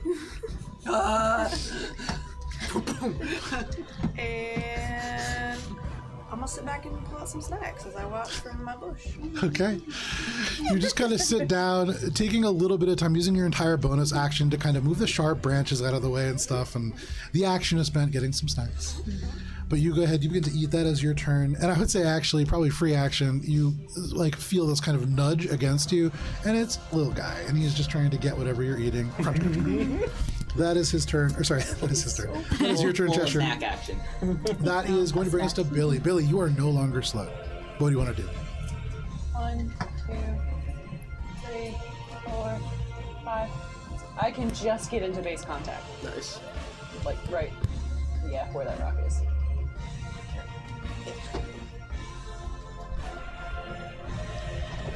Okay. I don't know if the mini can balance on the rock. Oh. It's a scary glance from Joe. I'm so sorry. I was thinking about something relating to Mosaic D5. Okay. Okay. Sorry. Now I have to come back from that. Okay. You'll find out next Thursday. Green flame blade slash. Okay, make your attack roll. At advantage? No, unfortunately. Where are you? Rock next to Valis. I think you do have advantage, yeah. Ah, very good. I can't see any of this. Is that a 4? It's a bit hard to see, but it's like Yes, that's a triangle formation with Yeah. us being the base of the triangle. Yeah. We call that a triad tactic. 21. 21 hits. Yeah, I'm gonna make that a defensive flourish. Okay. So I get a bonus to my AC, and it's green flame blade, so I guess an extra D8. There we go. And I forgot to hex first. Shit. I also made that mistake last time. Yes. Me too. So that is I always 4 forget points to of hex. fire damage. Okay. Our And thing. 6 to my AC, and a total of 9 and 16 points of magical piercing. Very nice. And 6 of that is also attached to my AC. Very nice. As you attack, they try to parry. They took this patient defense, but it is not working. You attack them again and again and again. And this is just one attack action, but it's like 8 or 9 strikes from the sword in a space of an instant. Billy's sword almost catches fire in these flurries of blows. And you see the flame, this kind of green. Anything else, Billy? No. That brings us to the the 3. We have Loshar kind of backed into this corner a little bit. So first, they are going to kneel down and voluntarily go prone. They're going to put both hands flat on the ground, and they are going to, as an action, use radiation. Sorry, use what? Radiation. Radiation. That's use what I the thought you sun? said. I'm sorry, he's radiating the little creatures. Have a little guy Is it further like- away is way better. And then could I have Valis, Keep him Billy, safe. and Minka all make saving throws? What What saving kind? throw? What Sorry. what flavor? Sorry, this is going to Yes. be a wisdom saving throw. All. You both get +3. Excellent. Wisdom, you said? Yeah. 19. Okay, that's a success. Thank goodness. 22 total? What was it? 22 That is total? absolutely a success. That is not a success. Is this a? Hold on. Against being charmed. It's not against being charmed. I'm asking a second. Okay. Go ahead. Considering So as they strike the ground, you watch as this energy just ripples out, and not necessarily magic. There is something weird to this, obviously. But as these lines strike this fox, strike these little animals all around, you watch as they just go rigid and then just almost desiccate within instants and just shrivel up. And you watch as this Goliath seems to get a little bit healthier. Valis, if you're not doing anything else, you are only taking 3 points of damage. Is this damage from spells? It is not. Okay. It's like a life drain. Give me 1 second. Monk of the Death Fist one or whatever. No, they can only do Monk of the Death is only one strike, and it's a little bit. It's not. I don't think it's as good. All right, that is their action, and then as a bonus action, they are going to burn a key point and use Step of the Wind, and they are going to disengage and use their double jumping distance. Boing. Super Mario Brothers sound insert right there. He was prone, right? Correct. Does that affect his movement? It does.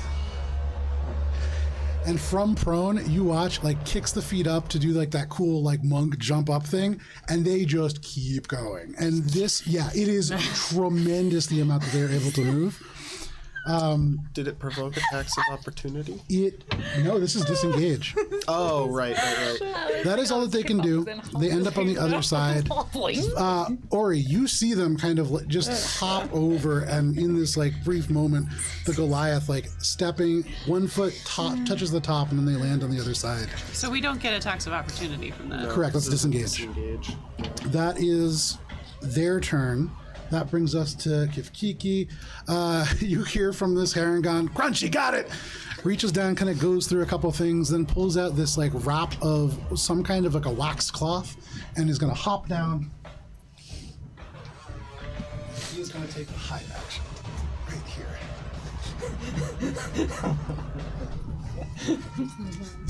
It's for the dog.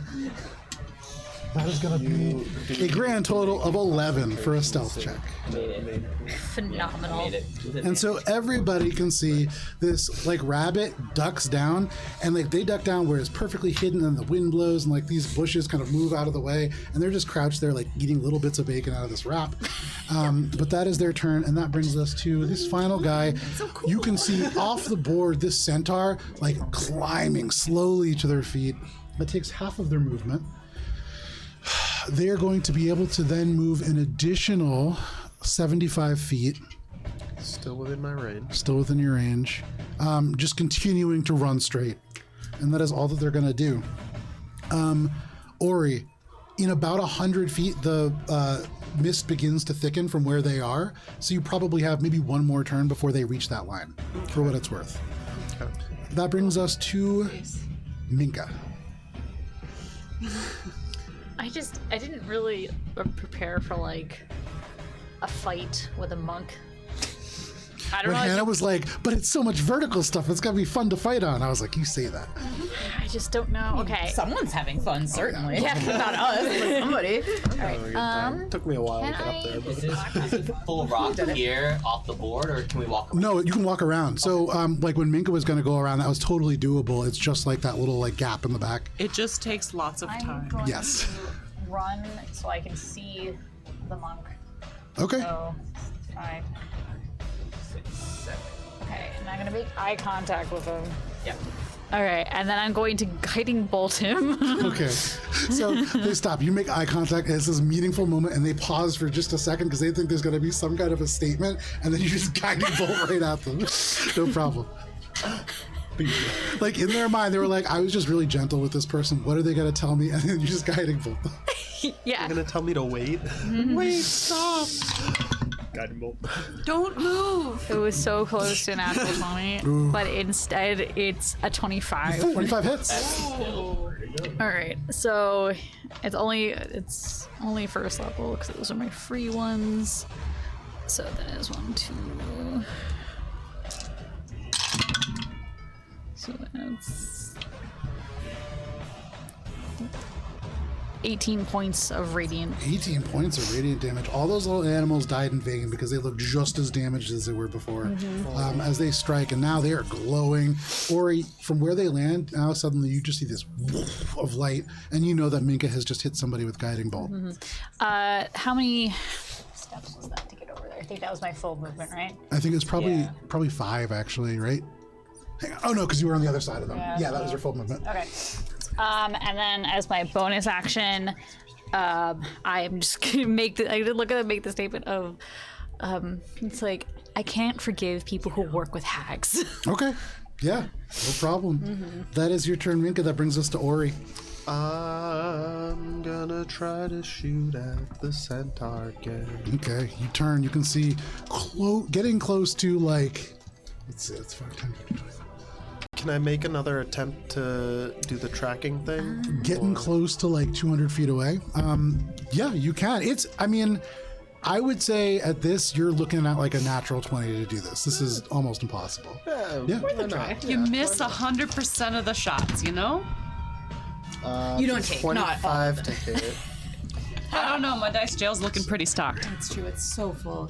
It's So the exciting. 25 I think hits based on last rounds. It is. I'm gonna just quickly look at full cover and see if having 170 feet of wood between you is gonna give you full cover. 120. Oh, of like I kind nature. of feel like it does. It's only a +2.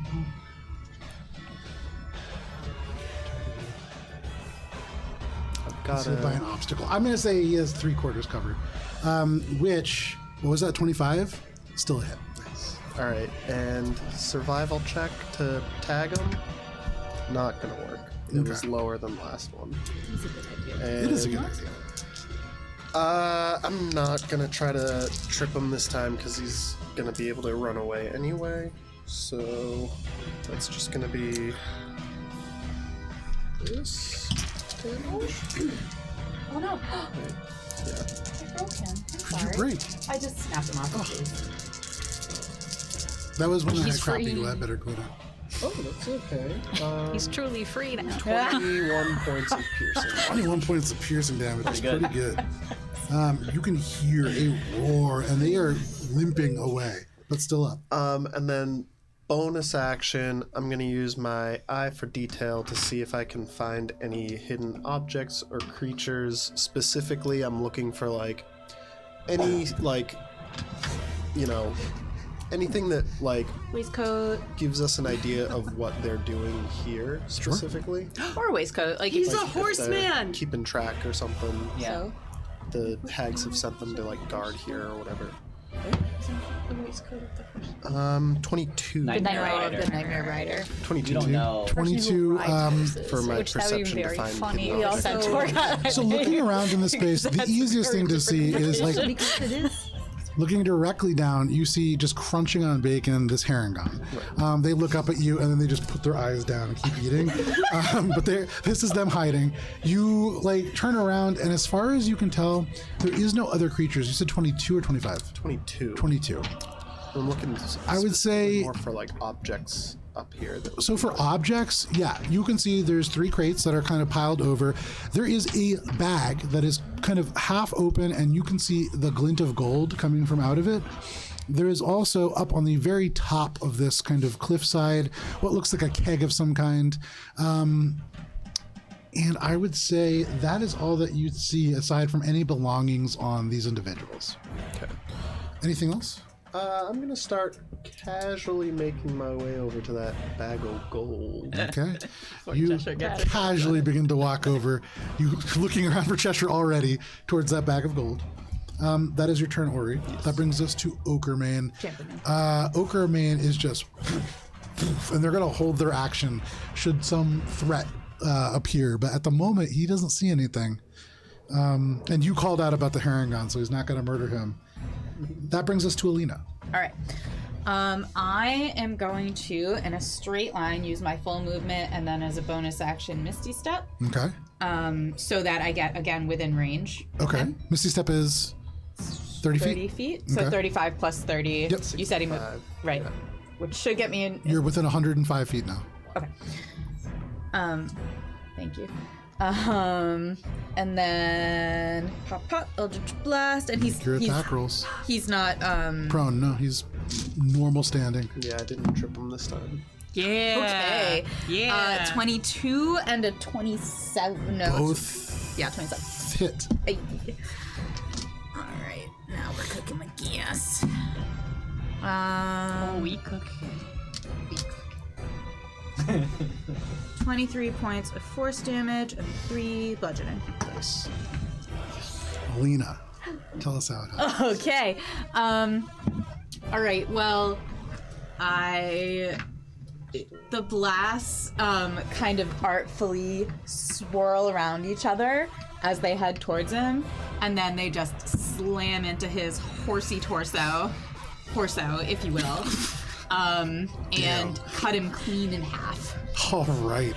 Horus and the Horsos. So, yeah, absolutely. This streaks forwards, and both of these bolts kind of stitching themselves between these trees, dodging all of the obstacles before they can kind of scissor through and just bisect him. One of the Eldritch Blasts going through one side, one through the other, and you can see the torso falls to the left, and the horse body goes like another 15 feet galloping and then falls to the right. Oh no. And they are dead. And at this moment, this monk is sort of like looking at you, Minka, and they are about to run.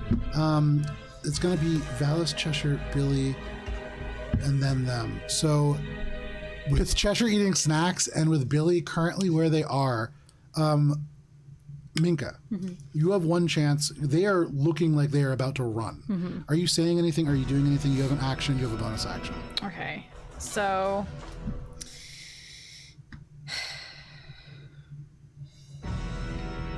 spell-wise, I technically have one thing I could do, but I don't know if I want to waste it here. So instead, I'm gonna look at this monk and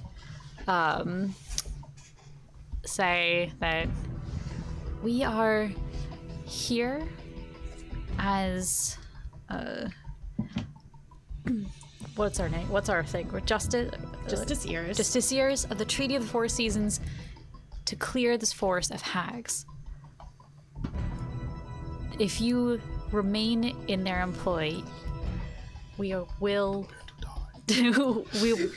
find you. But if you aren't, you could be of aid to us. Make a persuasion check. At advantage I will because of find guiding you. bolt. I will tell you. He is glowing still. He's glowing still. And that probably isn't helping. You get advantage because that was a From dope where I- speech. That was a That good was a dope speech. speech. It's really good. Persuasion? I'm scared. Yeah. I'll stay. I mean, that's why you're getting the persuasion check. Could I help? Very far away. No, I think probably would not. get a shot off from where Or I am no. because I moved. You closer to don't. the You can see the I glow, but you don't see them right as now, and they're about to move intimidating 170 as a feet. child. I know. barrel to 30, 20 without. But not like Okay, you can get a shot if you want. a 10-year-old child. Yeah. 4. Before you say this, they look at you and they say, "You're asking me to choose between my family and you. There it is. That's what I figured. It isn't a choice." And they take off 50 feet, 50 feet, 50 feet, and then they jump, and you watch as they fall to the ground and merge with the earth, and then appear 30 more feet beyond that. Did you Ori, skip some of us? because there isn't a way for you guys really to be able to do that interaction, and this is kind of the end of the combat. Unless there's Ori's going to get another shot because he made a point. He can get a shot within 320 feet. We're too far away. Is there to something get that you're around trying the to corner. do? Oh, I could. Yeah, I was planning to just face step over the rock and onto him and him. Yeah, you can absolutely do that. No Okay. problem. We can do it this way. So you go ahead and you face step around on your turn. Minka, as this is happening and as they are about to move, you're unable to move them with this persuasion. Valis, go ahead and make your attack roll. You do have advantage. All right. I want to face step. Good catch. I above him. Okay. So do the thing where like Where you land on you them? land on them and transfer the fall damage to them. Yeah. All right. So I Classic attack. Valis move at this Signature. point. Yeah, exactly. Oh no! Oh, even with advantage? Even with advantage. Ooh. All right. Single So 14 to hit. 14 is a miss, unfortunately. Oh wait, yeah. Second attack. Go for it. All right. Well, I missed the You thumb. land and you like slam into the ground. They're already like 15 feet away, and so this is you like using all of your movement, just catching them at the end. 21 to hit. 21 hits. However, they are going to use their reaction, and they're going to add 4 to their AC, which is now 26. Ah. Yep. That is the reaction, though. So now, or if you want to take your shot, they are not able to deflect missile anymore. Get him. They're gonna get a 23 to hit. Let me read how this is worded. I think Yeah, does the up to AC carry That's what I'm over? thinking. Yeah. I think it's until the end of their turn. It Well, no, 'cause depends it how says it's a reaction. worded. I feel like Oh, Tino would yeah, yeah, know. Yeah. It's a I'm reaction. thinking This of, is not a I'm this is thinking not a of monk shield. feature. This is Parry. I have. No, it's to the purposes of that attack. And so, Oh, no, cool. That Okay, is a so hit. Don't have to do it. Okay. That is a hit. Cool. Cool. Cool. Shot at redemption. Yeah, for real. Well, Kind of. Has he already run the distance that he had, or is he still close to me, or close to the group? he's already run that distance at that point because you come after him in initiative. Okay, then I'm not gonna do trip attack. Yeah. If you're at the gold, you're shooting at about 210 feet. Okay. That's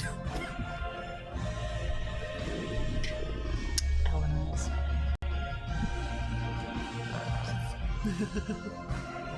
23 points of magical piercing. Okay. Anything else? Is he still up? Yeah. Do I get an attack of opportunity when he tries to move away from me? Yeah, you would. All right. I will take that attack of opportunity. We're like, please let us kill him. No, Please. it's absolutely Oh my sure. God. I'm 15 to hit. I'm just going to be very specific in this next combat, and I hope you guys recognize that when it happens. 15 to hit. 15 to hit. Okay. 15 is a miss. So with all of that, we're going to end up right back where we were about 25 minutes ago, as this individual continues to run and makes their way off. In the future, as we get ready to go to break, I just want you to know, mathematically, there's almost no way that you guys could have really changed the outcome of this, which is why we were doing it thematically. So, in the future, maybe we can just save a little time. And But- let him cook. But what we've learned. So in this moment, as several of these individuals are kind of like melted down onto the rocks and stuff, there is the satyr who is like just goop. Yek, as their rage kind of subsides, the damage catches up and their like muscles begin to kind of like fall away from their body. But because it is just about to be 9 o'clock, we're going to step away for a quick break, and we'll be back in 10 minutes.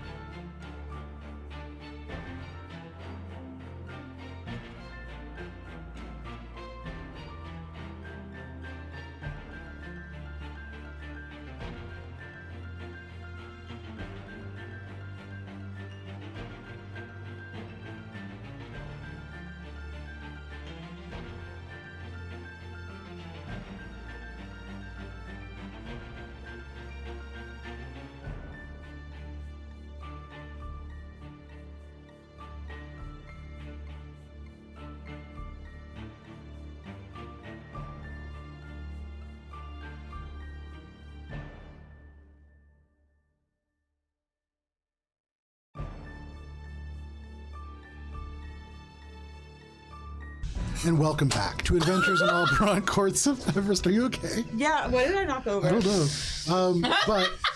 But thank you for staying with us if you did, or just joining us if you are just joining us. There are, believe it or not, 7 of us. You just can't see everybody right now. And stealth ends for Tina. Kara is still stealth. Kara's making tea. Let me go ahead and change the Kara was tone. actually frightening Suzu because he was looking at the pot boiling like it was the most suspicious object he's ever encountered in his life, and then he ran underneath the couch. So Suzu is my Suzu is a kitten, for those who don't know. He is a very cute guy. He's not a child, and therefore it is fine that Kara frightened him.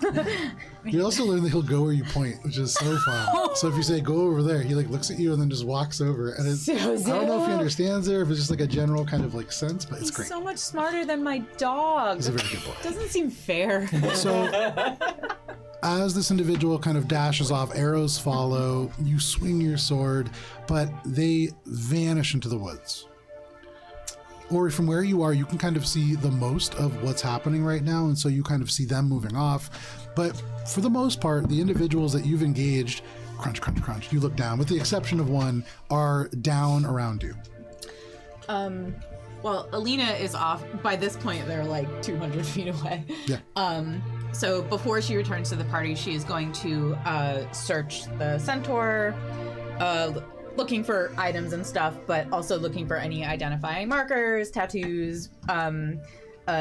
She just assumes that like every centaur and satyr that she meets is somehow Linus Cernunos. Yeah, of course. So she's gonna keep a particular eye out for the very subtle tattoos that she knows all followers that she knows that you get in the revelry. Sure. And maybe she thinks that everybody who follows Cernunos gets one. Sure.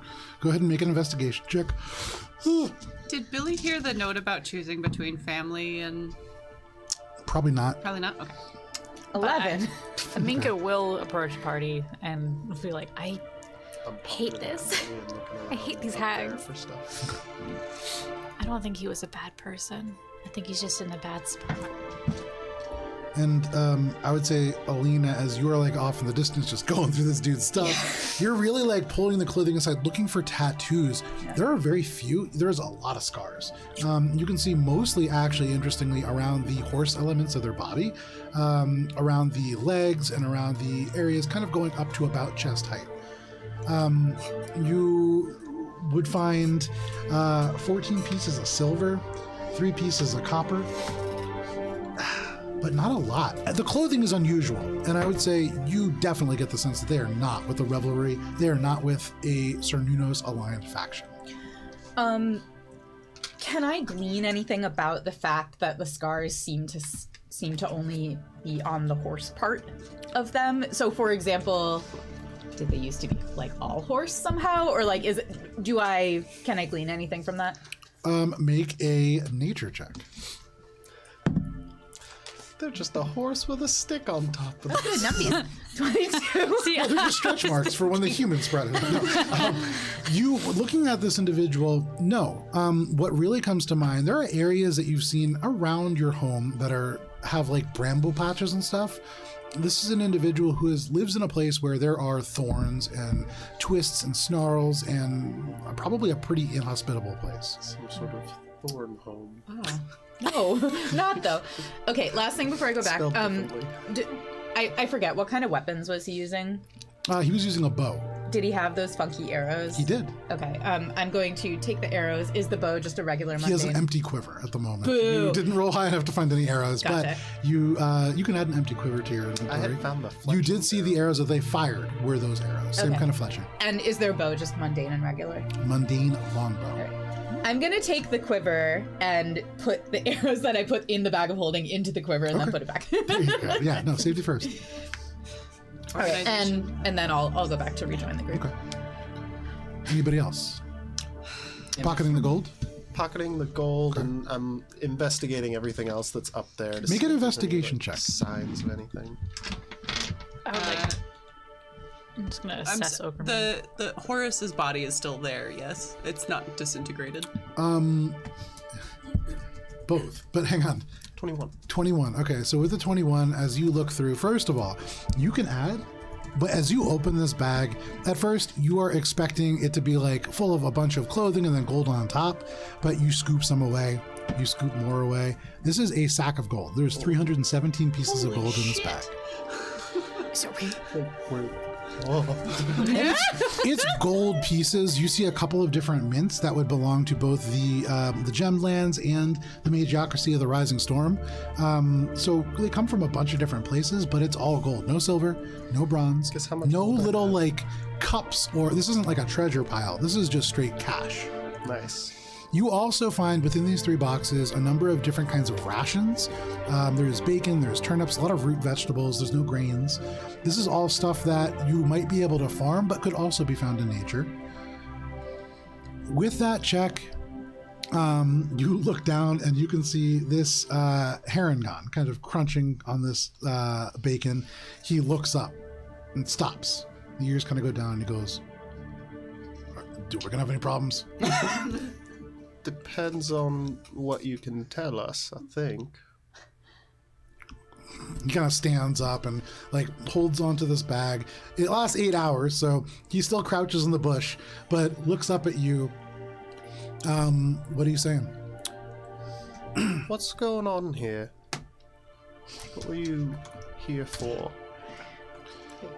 Look, I'm just trying to hide right now, okay? Right. Do you want to hide too?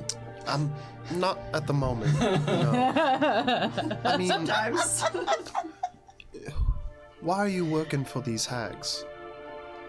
You see, he looks up at you and his eyes get a little cloudy. He shakes his head a little bit and he says, "Because we have to." What do you mean? Billy! Who's Billy? Don't worry about that.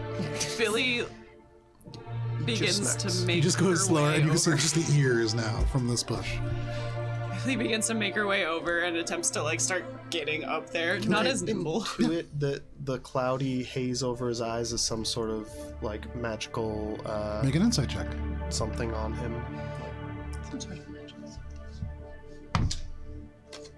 One would assume. 17. No. At first, you thought maybe this cloudy look, some kind of an obfuscation or some kind of a spell that affected minds. And you've seen Valis and know that this is something that's possible. But you realize that you kind of mistook that look for something magical. This is just very mundane. You've really never seen somebody this exhausted. But they are quite tired. They kind of blink again just from this bush.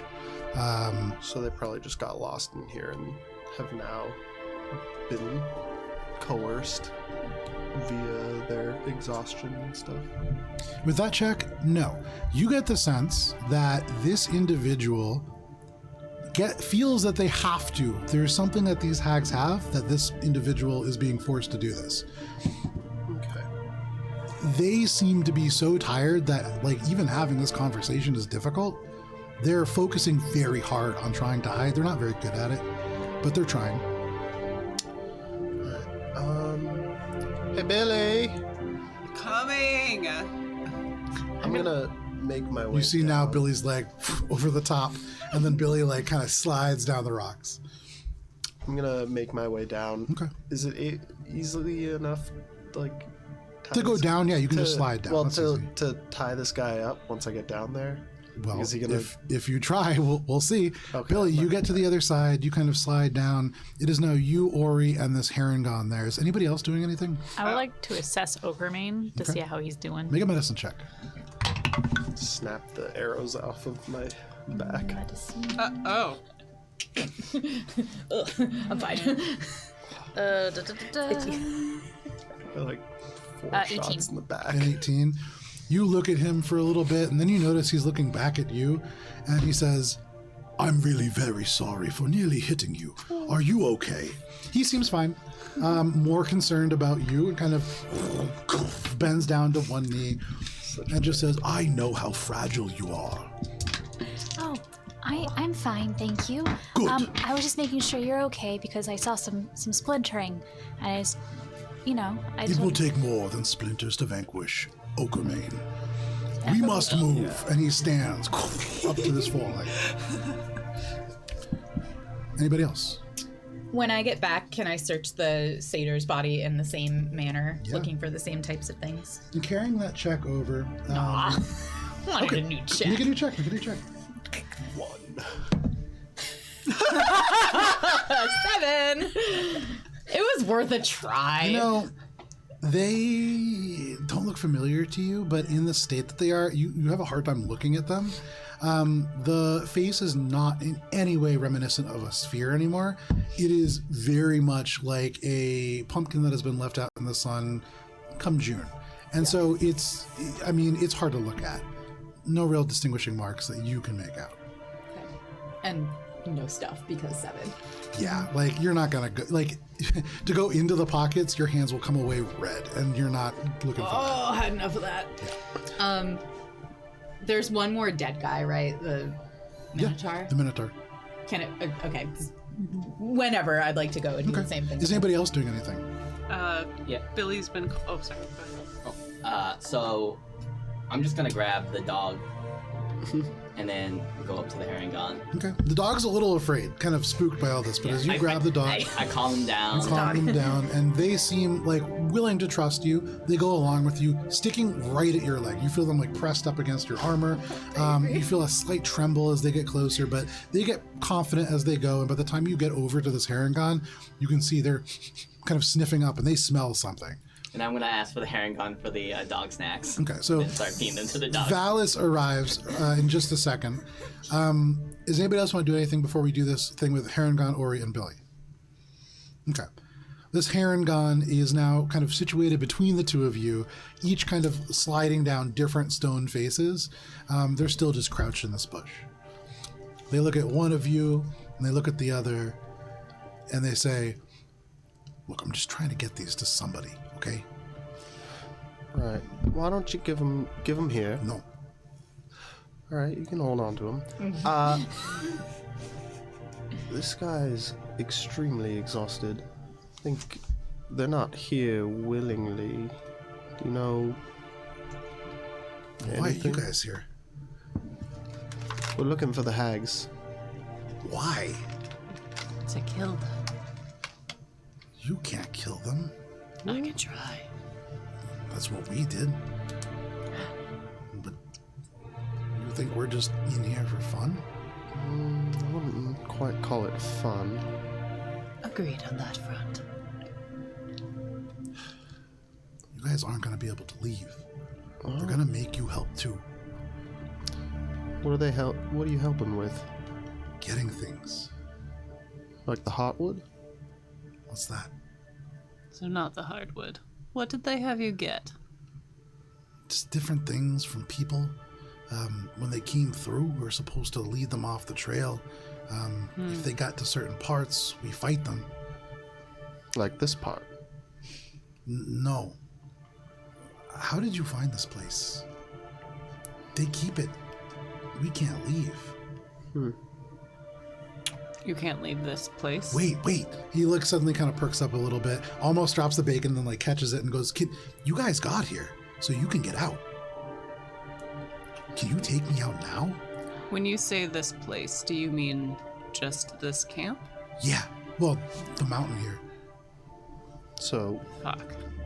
your comrade that ran off, where was he heading?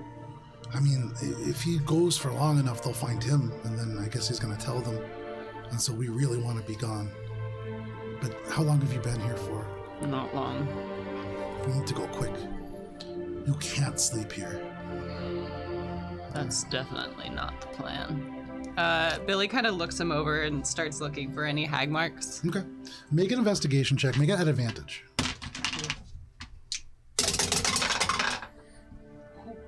Haha. He's got a Ah. big print on his head that says property of hags. It's an 18. Billy finds a mole. You might want to get that checked. Look at 18, you examine them, you get really close, they kind of draw back a little bit, and they just go, "Well, I'm just trying to get this to somebody." And they like look back, they look frightened, you look at their head, you look around at all of the exposed skin, and like you kind of like pull out, you look behind them, and like they try to pull away, but it's not like a violent pull away, it's just like, "Leave me alone." It's the And sleepy man. with an 18, you do a pretty good check, and you don't see any kind of marks.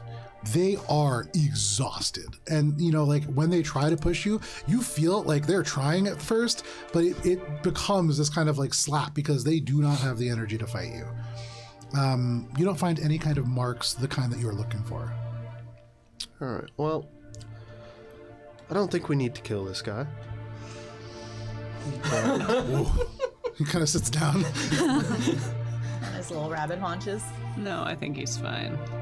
All right. Well, we do need to keep moving, but Say you find people in the woods. What were you supposed to do with them if you kept one alive? Not supposed to keep them alive. If they wander off, if they get away, we're not supposed to. We can get in trouble. We're going to get in trouble because of you. If you capture one, did they want you to take any alive? What do you mean if we kept our one? Anyone you encountered. Why would we? Sometimes they want people. I don't think so. They just want corpses. They took us because we can be useful. But we had 7 people once. Not all of us wanted to go. Listen, if you know a way to get out of here, we need to go now. What's your name? He knows. But he says, it's Kifkiki. Kifkiki Tapping Stone. You can just call me Kifi. Your speedy friend. Which one? The tall one. What? Loshar.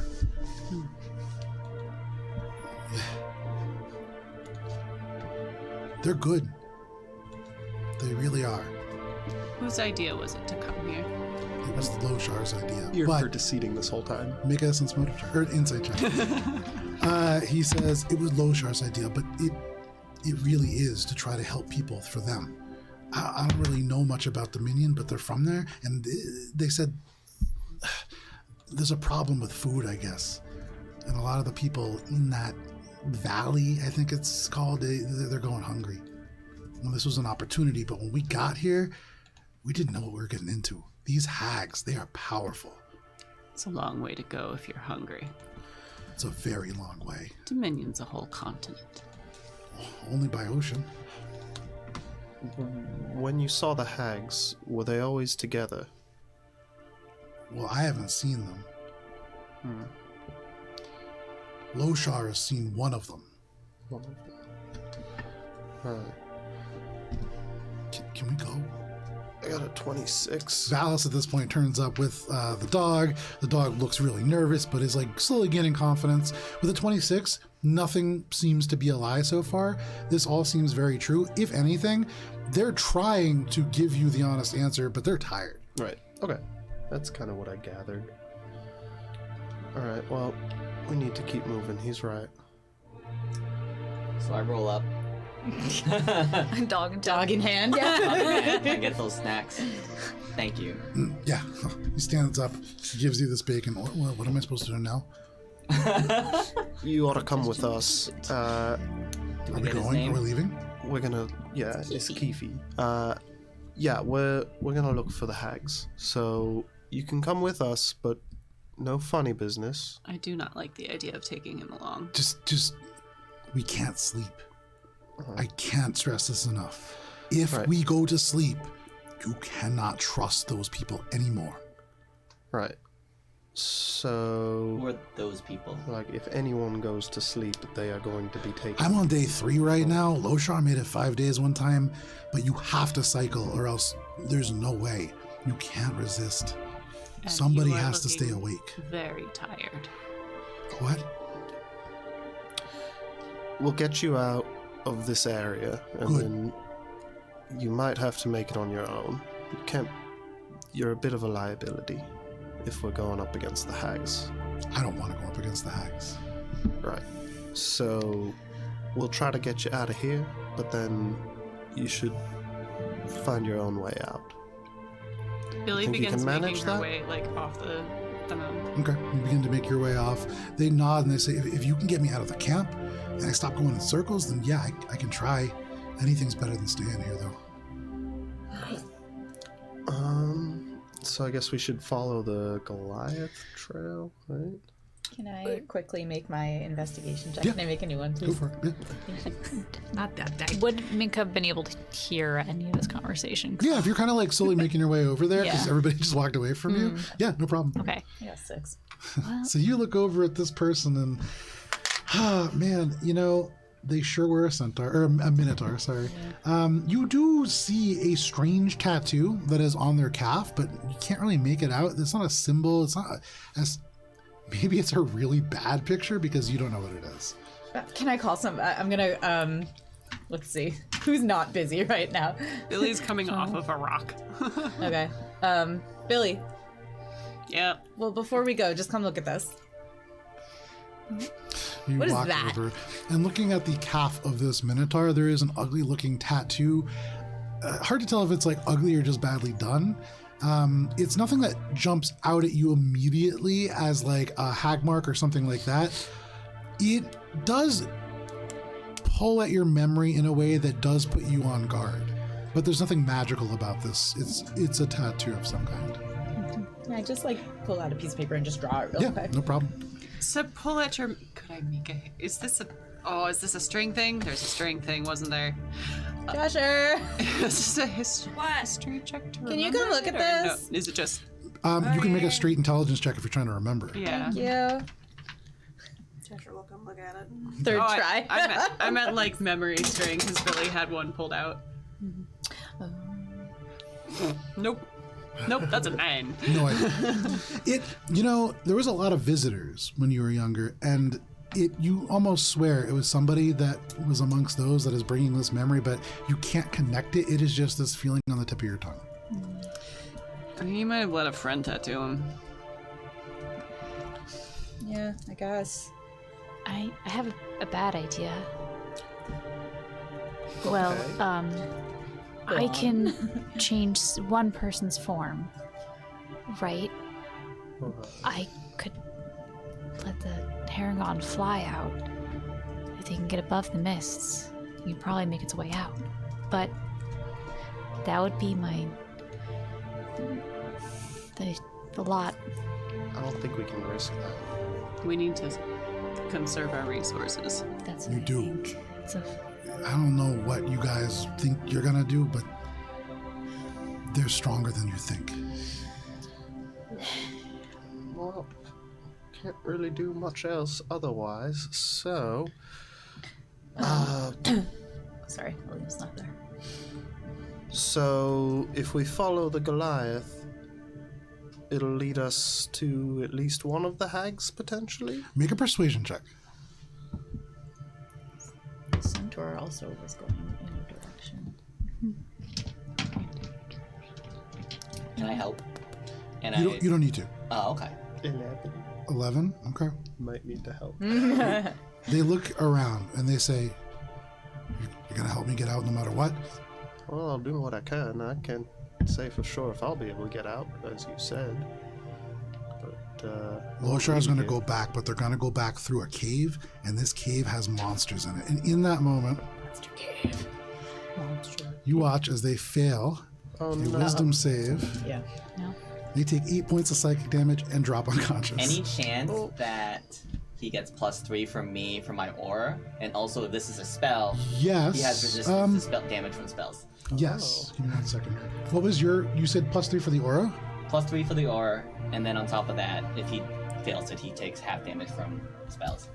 He takes 4 points of damage, still enough to drop him unconscious by a point. No. He's not dead. I mean, he wasn't dead anyway. I got excited. Yeah, He still fails. You just sleeping. And whatever this was, it was like upon speaking something that he was not supposed to, he took some damage and is now unconscious. Do Oh, y'all that's alert not the rest good. of us to that? That's not good. He just... Something happened. Mink is gonna take a big step back away from the Haragon. Another big step back, he Is he- poof onto the ground. Is he him up and- dead or down? He's down, and you can see like kind of like okay. stabilize him. You pick him up, lean him up against the stone, and you can see like the chest rise and fall. You slap him a couple times, and I mean he 180 is per slap. he's mechanically unconscious, but still alive. And you would imagine with some time will come back to. It was a jolt to damage. Guys, I asked him a question, and then he passed out. he's asleep now. We need to He go. passed out. What like- question did you ask him? We need to go. So there's a cave the Goliath is heading towards. It's full of monsters, but that will take us to where the hags are. We The can Goliath handle is going to monsters. go after the hags and try to warn them. So We need to go. yes, we need to Okay, go. okay. Do not take the rabbit. I'm not gonna leave him here. Do not take He's unconscious. He is unconscious. He is asleep. We'll carry him out of the camp. We can't just leave him here. Did you hear her? He's asleep? Asleep. If we leave him here, I at least know what he looks like. If we have anything left, if we can make it out, I can He is find him safe. Tie him again. up. He is safer here than into the danger that we're gonna walk into. And He we also are told us safer here. himself that if someone falls Right. asleep, we can't trust them anymore. Yeah. I'm well, sorry. I know. I want to help him too, but I'm gonna tie him up and I'll take him and I'll take the responsibility, but I'm not gonna leave him here. I just told him I wasn't gonna do that. He's. If I don't have my word, I don't have anything. What did you? You gave me your word that we'd help him get out of here. The best way for us to do that is to kill the hags. I'm gonna get him out of the camp. I'm not saying I'm taking him with us. Valis, unrelated to this, make a persuasion check. I'm gonna hoist him up on my shoulder once I tie him up. Let's see. Persuasion. 17. Okay. As you're having this conversation, you see a little guy look one way, look at you, look at Ori, look at you, like following this conversation. They turn their head, and it's kind of comical at first, but as you kind of say that, and Ori hoists his body up, as you step away, little guy remains behind and seems to stick a little bit closer to Ori.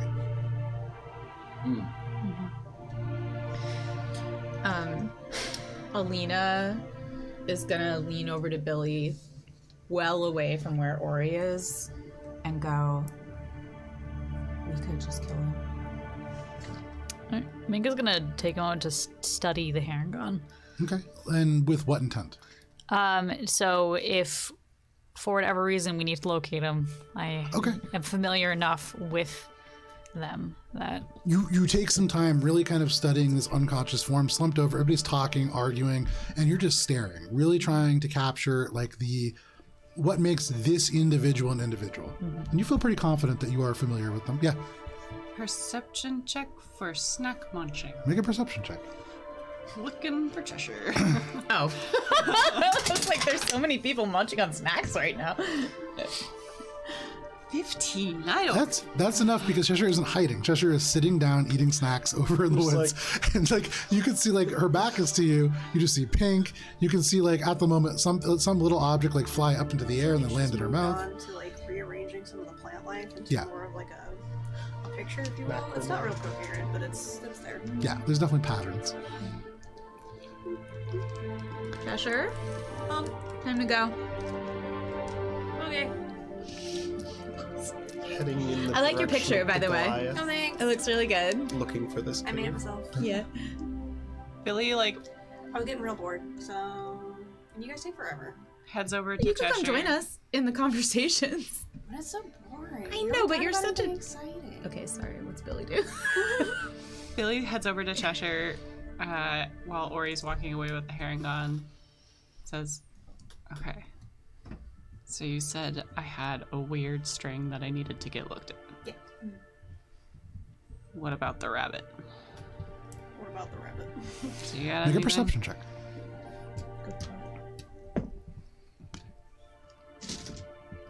17? Okay. You take a little second to like nudge some of this grass over a little bit to finish the part that you were working on. And then you turn over and you look and you peer at this Harengon. In this particular period of time, you're not seeing a whole lot of strings around here. Definitely nothing like what you saw from Billy. There are always these little filaments that weave amongst the trees and grass and always at the edge of your vision, like the little floaties in your eyes that you can never quite get rid of, but nothing that is vividly pink, black, like moldy looking, nothing that is indicative of something like what you saw in Billy. No, it's boring here. There's no color. There's just blah. I get that. Time to move someplace else then, huh? I mean, I've been saying that for a while now, and I feel like nobody's really been listening to me, but that's fine. Let's go. You were over there, and we were over there.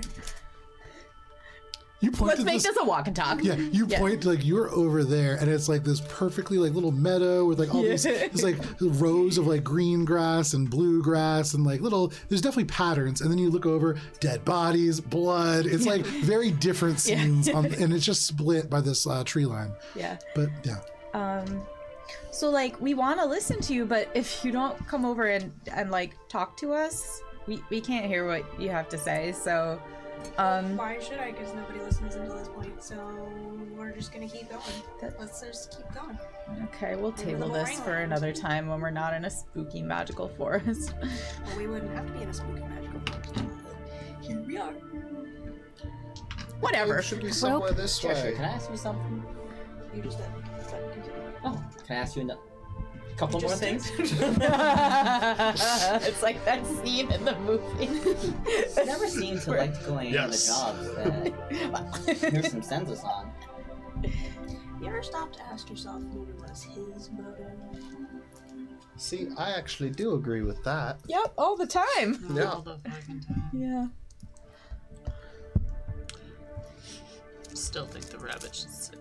I'm not. Wait, but what does that mean then, Cheshire? Like, if you're so worried about his motive, why are you here? Nothing better to do. You guys are somewhat entertaining. I guess that's true. Ah, We're pretty thanks. good. Just- Yeah. I think. make a sense motive check. Insight. 21.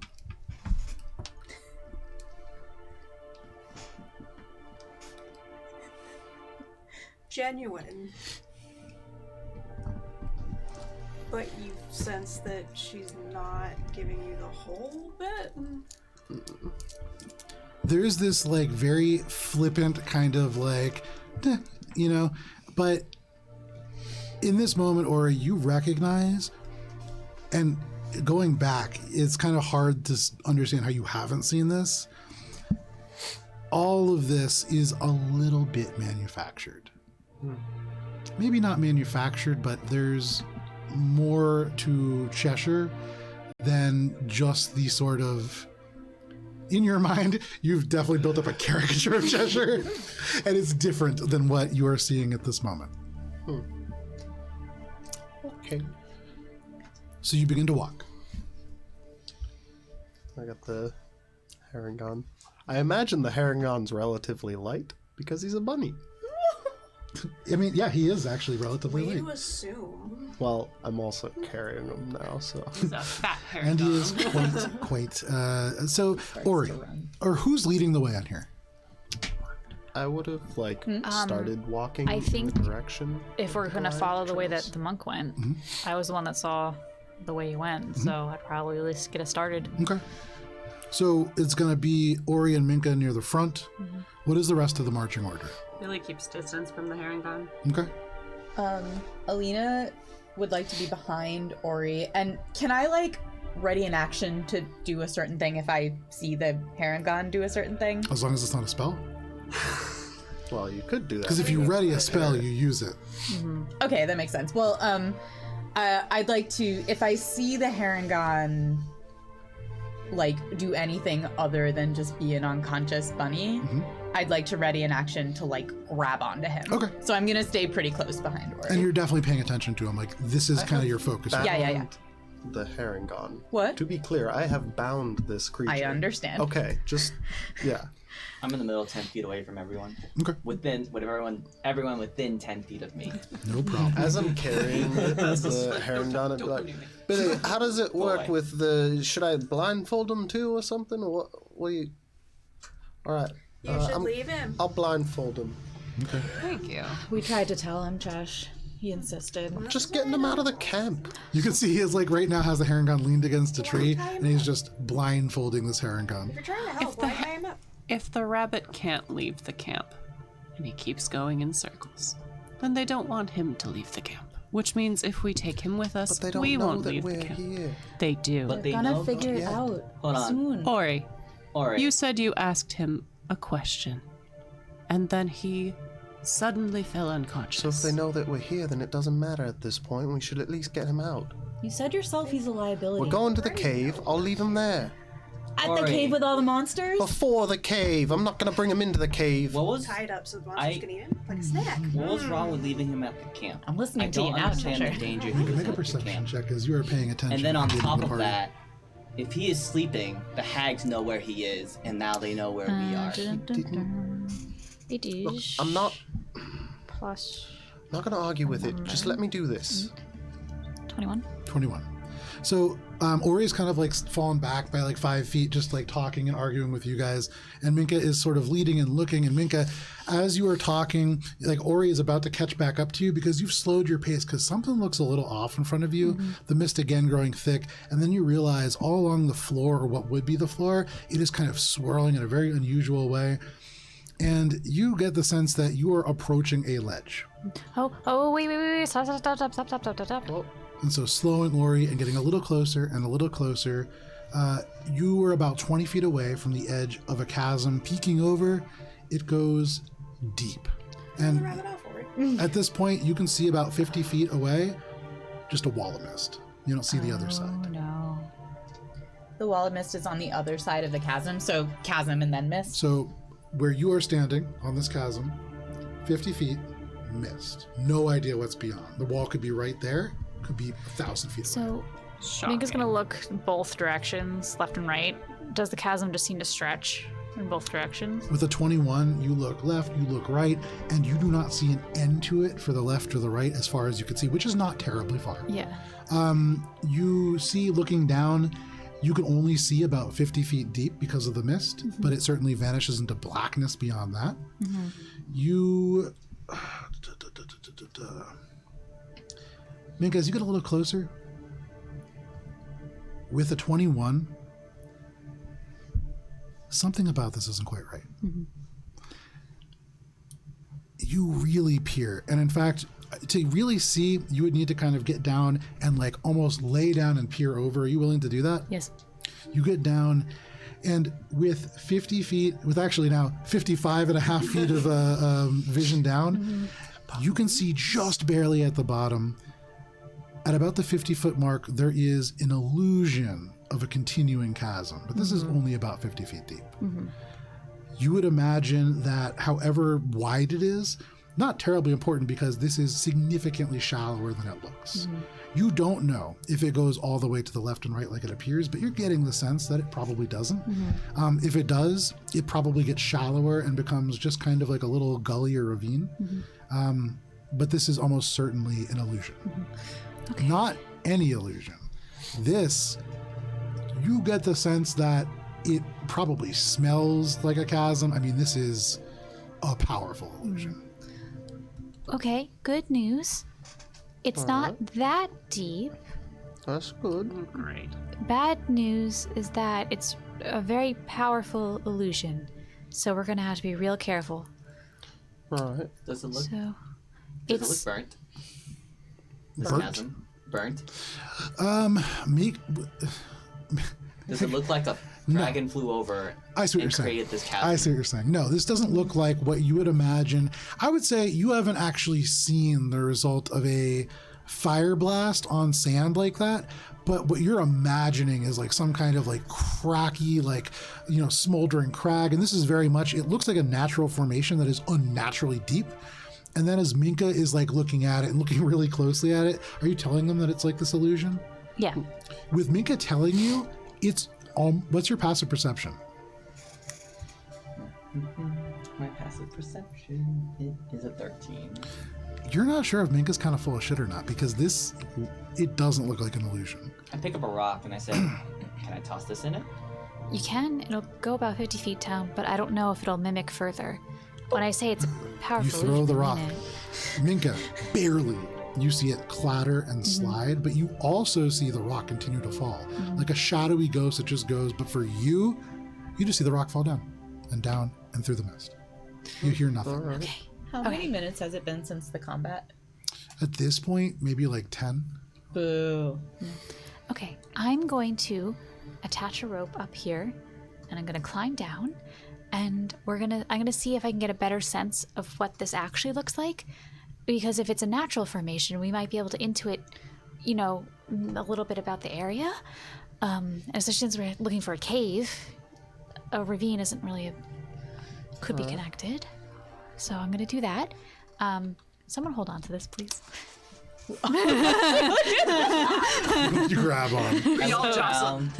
Billy's like, wait. Make a perception check. Oh, Kermit. Right. The tree. Can we tie it around? Chosen wisely. He grabs onto it. Another like hand grows and grabs onto it. Then another one grows, and like 4 hands now holding this. What does a natty 1 tell me? Not a whole lot. Okay. A lot of There's mess, hags a lot of everywhere. fire. And every time you like look, Ori stands up and you turn to the left, and Alina's like, "But wait!" And like everybody just stands right in front of you, so that you're really not seeing Just see a lot. full face of Billy. But a couple of you secure this rope. Who's holding it? Okerman. Okerman. Okay, no problem. Okerman, you've tied a rope to a tree. Yeah. And using that, you just quickly and very skillfully rappel down. You don't need to make a check for that.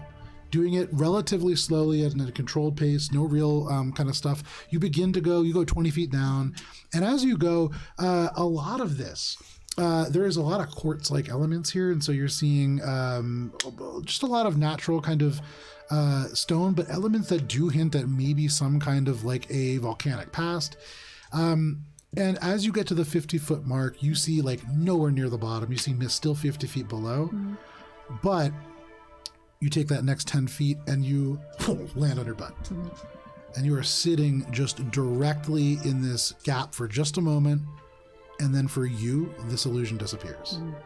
You are sitting on the ground in this ravine. You look up, you see mist. That's real. You're 50 feet deep, and that much is real. It's uneven down here, and so this is not something that's been dug out. But looking around with that 21 perception check, you see almost directly in front of you, about 30 feet off and to the left, what looks like a relatively natural cave formation, though you see elements of bracing on the inside about 10 feet deep, and you can't see much more beyond that. That would suggest that there has been additional work done to it at some point. Not a lot. You don't see like a lot of development on the outside, which you would almost always see like basically like a quarry's worth of stones if this was like a dugout cave. Right. It's probably a reinforced natural formation that someone's been using. Perhaps, yeah. Okay, well, I see the cave. It's definitely used someone's... How are you floating on air? Is that what we we see? see? Everybody else, well, anybody have a passive above 19? I have pizza. Yeah, a 19, you are able, now that Minka is sitting there, first, that illusion becomes just a ghostly image, and then you see, well, you actually can just barely see like this glowing blue of Minka in the haze of mist at the bottom. There she is. So, I think we can definitely walk through this to the cave, and I would assume that's You the hear cave. Minka's voice just like murmuring up through the cave. How is she doing that? She said it was an illusion, right? She made I it to the start to bottom. rappel do you know? down. Okay. You begin to rappel down. I study the rope as much as I can to the bottom for people who aren't You're experienced like sitting rappelling. there and you're talking, and then Right. Valis So, like, kicks yeah, out and you into the wall, and you kind of, but then you stand up. You like really, it's hard. Valis weighs a lot in their armor, but they begin to rappel down. Clang, clang, clang into the rocks, and it echoes here, carrying in the space. Never has Valis been less stealthy, and that's saying something. I'm like gonna get ready to go down as well, but before I do, I'm gonna ask Okermane, if we all go down, will you be able to like jump down or something? Will you be able to get down without a rope? He peers down and he says, I can jump it. "A proud warrior such as me is not meant for such confined conditions. I will maintain a watch and keep your back safe." Right. Well, why don't I leave this friend here with you? He looks down. The face becomes very hard to read. "Very well. But I take no responsibility for it." Right, well, he's tied up, so just put him over there. Okay. And then Alina's gonna add, if he wakes up, don't trust him. I won't. Cool. And then Alina's like, zip, and goes down. You go down. Uses It's her now little just goat head to Billy stabilize. and Cheshire, I believe, up on the top. I haven't gone down yet. And Ori. I come down, and does the illusion fade for me? You go down. Minka standing on air. You are like a foot away. Minka's just standing there waving at you, and you're like, do you trust Minka? Yeah. You take a step forward and you wobbly, like you almost roll your ankle because you're really not expecting this to work. You stand in the air.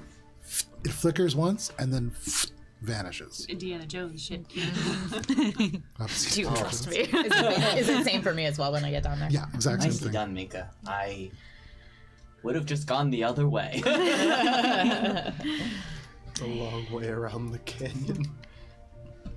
And guys not coming? find the cave. After I mean, we'll take up the I room. do love spelunking. Set up the Herringon. Like, alright.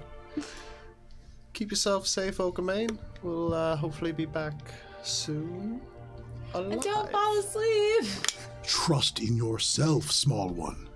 You will come back alive if you believe it to be so. Now go. And he kind of, with like, for him gently, he kind of pushes you, but yeah, you like take a couple steps and you make your way. Yeah, right over the And Gunter Fall appears damage. from the mist. Yeah, I don't As Ori falls, another voice.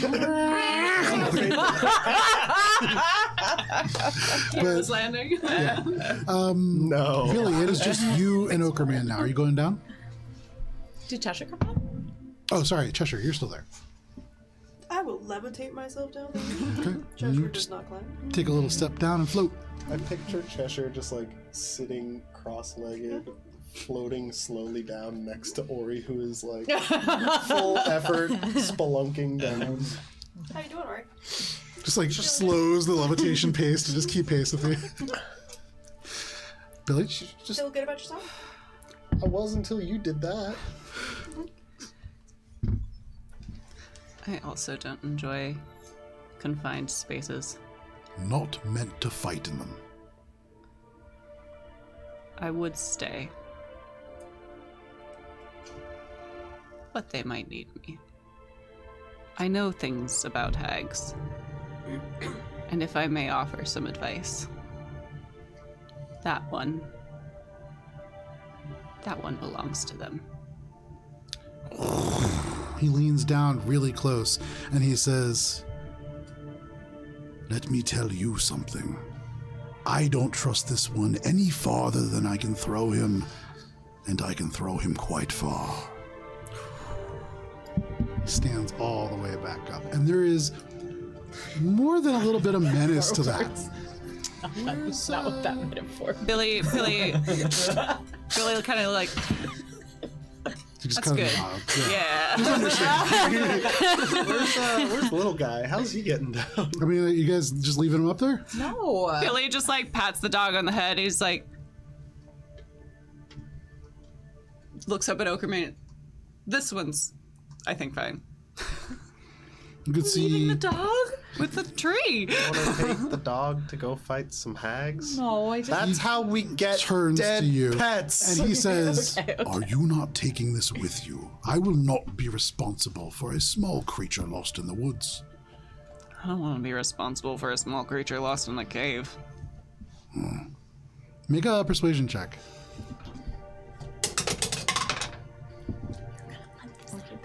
Make him like a little papoose. 19. Yeah. Just wrap him. Put him in a backpack. If neither of us will take him, we could just. He kind of leans in, and you hear, because he just kind of nods his head a couple times. The dog? Did you come down without the dog? Let me know when he's down, because the dog was following Ori. Yeah, and Ori kind of makes his way to the bottom. You see Cheshire and Ori at the same time, like, make their way. Ori, a little bit more work involved. Ori, where's the little guy? Who? He survived this The long dog in the that was forest. following you? There was a dog following me?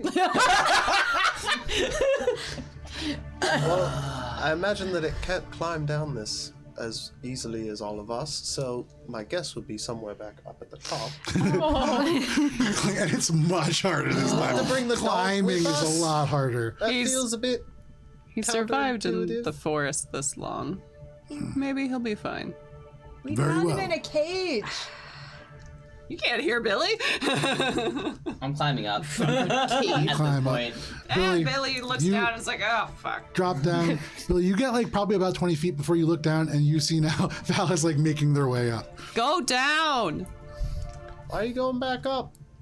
Because you left the dog. I didn't leave nothing. I didn't. We're not tell the taking a dog in a cave. Now let me come down. I think it's gonna hold on to the rope and just like look back and forth for any of the monsters that supposedly Make a live in this perception cave. I'm gonna finish. Guidance all on the way myself. up. Billy's already on the rope. Yeah. Excellent. Seems Like with him, so now you guys are like. Are you gonna it's a climb over stand-up. Billy? Do you stay on the rope?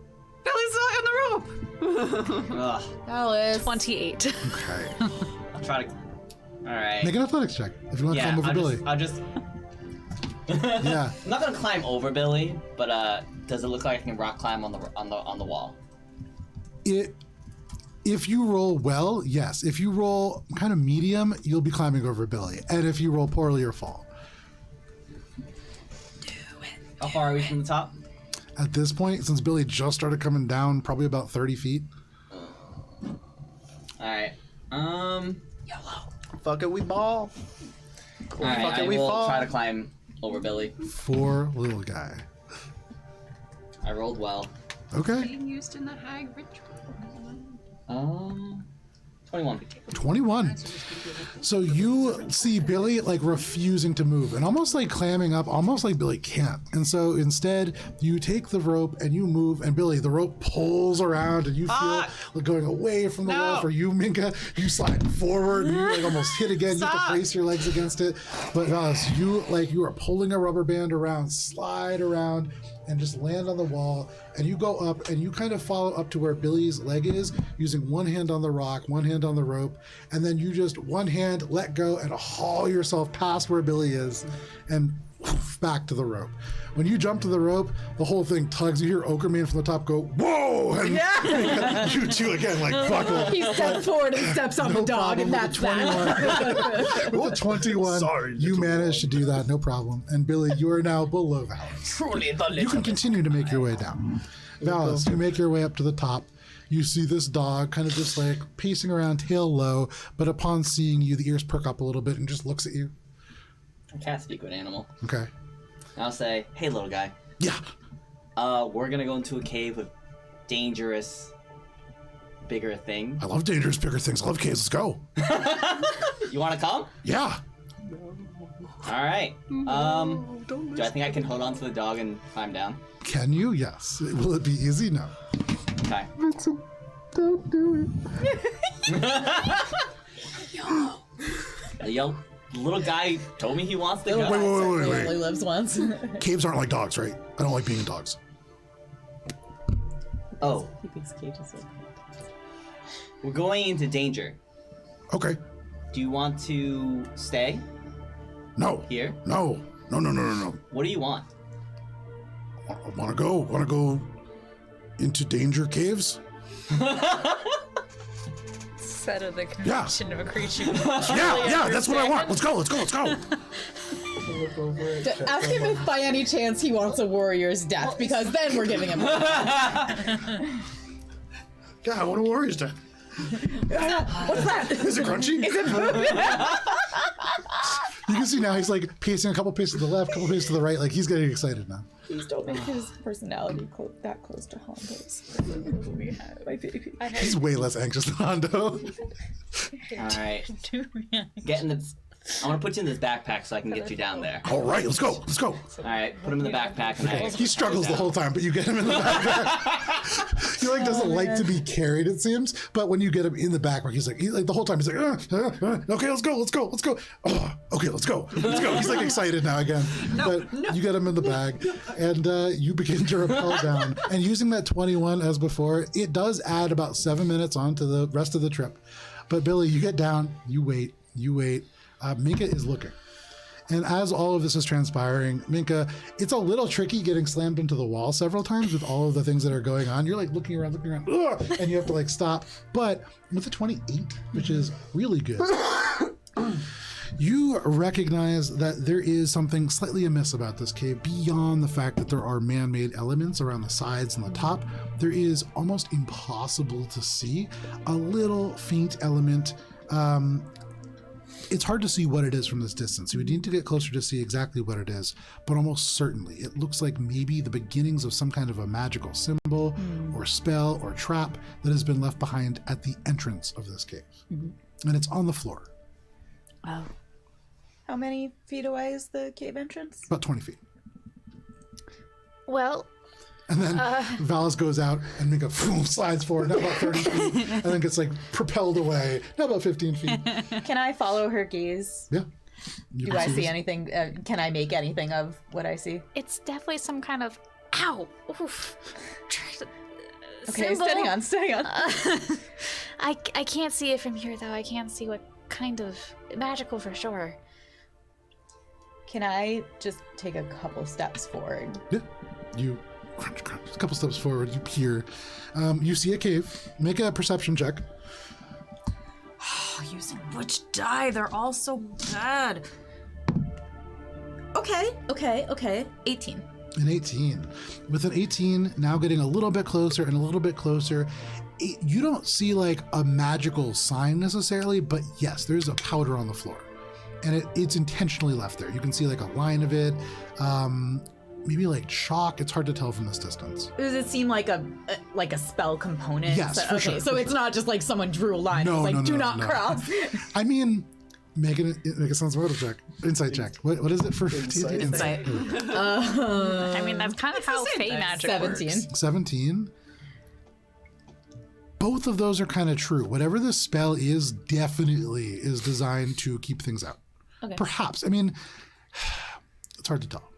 Or is it possible that it's meant to keep things in the cave instead? Perhaps. Yeah. It's definitely purposely put at the entrance to this underground thing.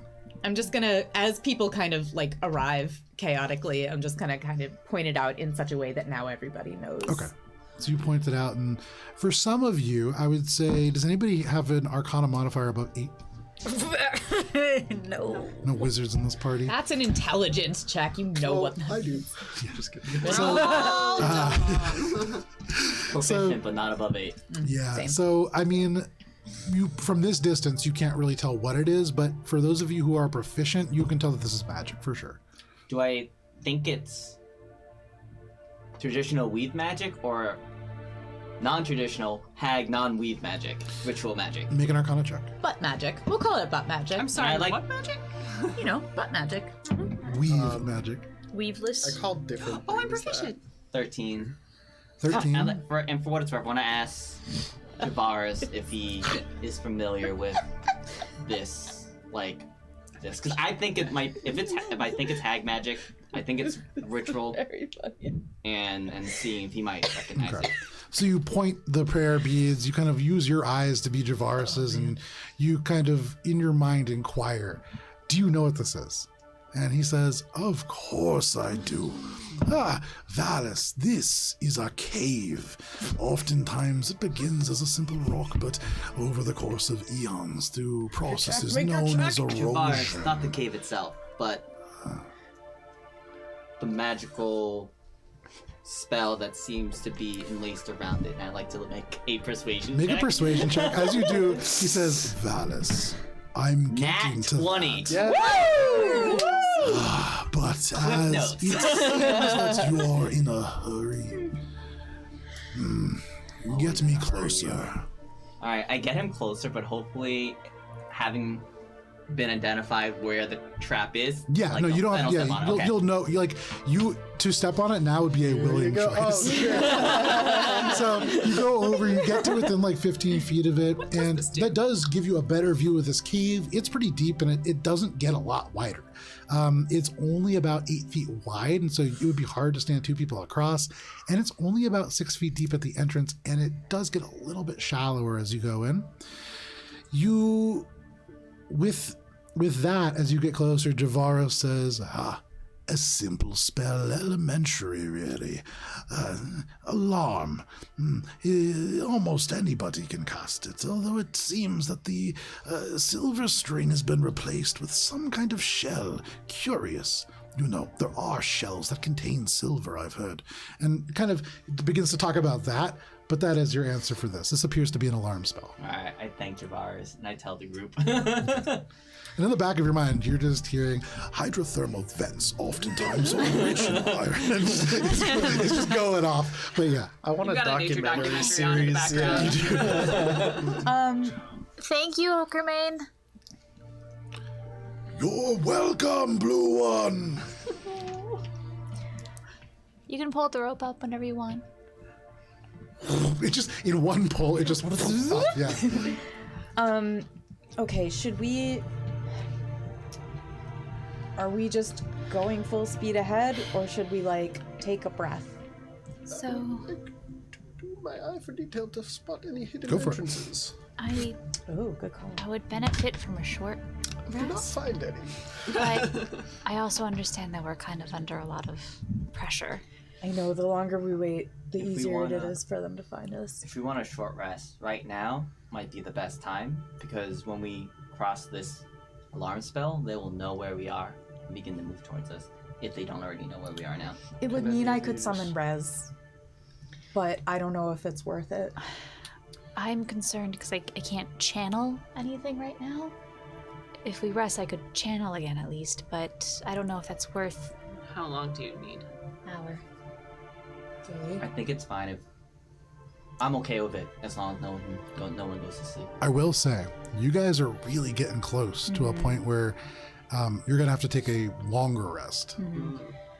I wish he said you're gonna have to cycle, and I wasn't there, but I wanted to know what he meant. But Yeah. I'm assuming one person sleeps and everyone watches them. but then when they wake up, they've been asleep, I know. so I didn't get that. I think it's when they're asleep is when they're susceptible to the hags. It's not like when they fall asleep, they are suddenly now like forever and always thereafter a hag. Make an insight check. I also have a question. Yeah. Does Alina Guidance think of myself. that she is safer from the hag's influence while inside her ring than outside of it? Make a Arcana check. Ugh, 15. Not 15. What Alina just said to you, it's like it tries to push your mind back to a specific moment to show you a detail that's important, but a lot's happened and you're tired. Yeah. 22. 22. With a 22, so you think about like if something can influence you when you're sleeping. With a 22, you imagine that there are elements that you would be safer from in that bottle. Will it keep you totally safe? No. Okay. But if Safer Alina to- were to be so exhausted that she couldn't help but fall asleep, way better to do it in the bottle. she would go into the ring. Yeah, so, okay. Good to know. Billy, can we afford to rest for an hour?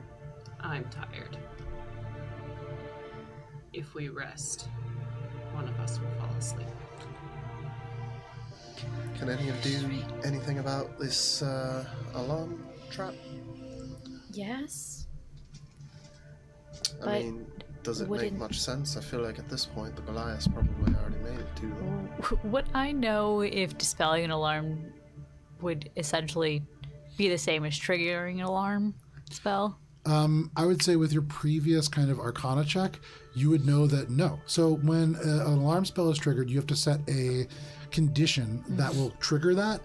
And unless this person said, when somebody dispels this alarm, and even then, kind of questionable, I'd have to read the spell if that would work, because 'Cause it's been technically it's been dispelled. dispelled. Yeah. So, I mean, you would imagine that would be an effective way of avoiding this trap. Okay. I mean, I could. I don't know. Every time we cast a spell, every time we do anything special, it's a drain on our resources, and we're headed toward It a is. cave full of monsters, and then hags. I don't know, Minka. Is it worth it? I also Well- have a couple of wounds I could bandage up while we short rest too. I'm not even thinking about the rest anymore. I'm just thinking now about her casting a spell. I guess it depends on what it alarms, what it alerts. If it alerts the hags, then it's kind of a moot point. If it alerts something in the cave, that... We're going to find it anyway. Cheshire, what do you think? Should we just go in and trip the alarm, or should we be more careful than that?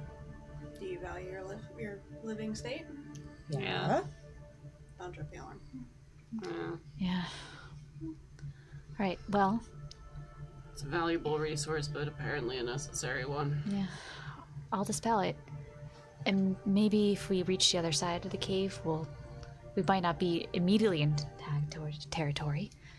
We might have some more space, or we might have greater need to rest. Either way, we'll have an answer. Maybe dispelling the alarm will buy us more time. I can try to go ahead again Once the alarm's gone. once the alarm is gone. Okay. Of course. Are you ready? Mm-hmm. All right. I'm gonna cast Dispel Magic on the 3rd level. You cast a spell magic at 3rd level, and using this, as you touch the ground and the magic streaks across and touches this element, you watch as whatever this powder is just becomes from this like off-white kind of bone-looking color to just light gray ash. And in the first little of wind, it just blows away. And for what it's worth, from your position in the front, and Valis, you also being kind of towards the front, you see that this line extends almost like a line that leads into the cave. And you imagine that this would certainly have alerted whatever lies beyond. Mm-hmm. But it is dispelled. Let's go. All right. Did I'll you want to go- go ahead? I'll go a little bit ahead. What's the signal for us to Well, join if you? I start screaming, then Ooh, that's what I come and was going to find me. suggest. Otherwise, Maybe we just follow at a distance? follow at a distance.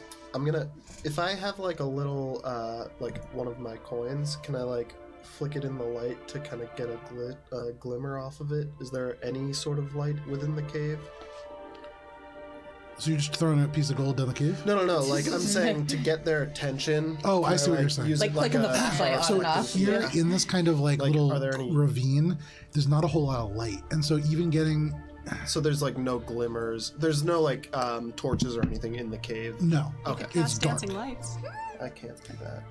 So when he goes in, I'm gonna bend down. I still have Speak with Animals running. I'm gonna just say a couple of last things to the little guy. I'm gonna say, all right, Two torch. we're gonna go into that cave, Okay. and we're gonna need to be quiet. Okay, I can be quiet. Okay. You guys all just hear.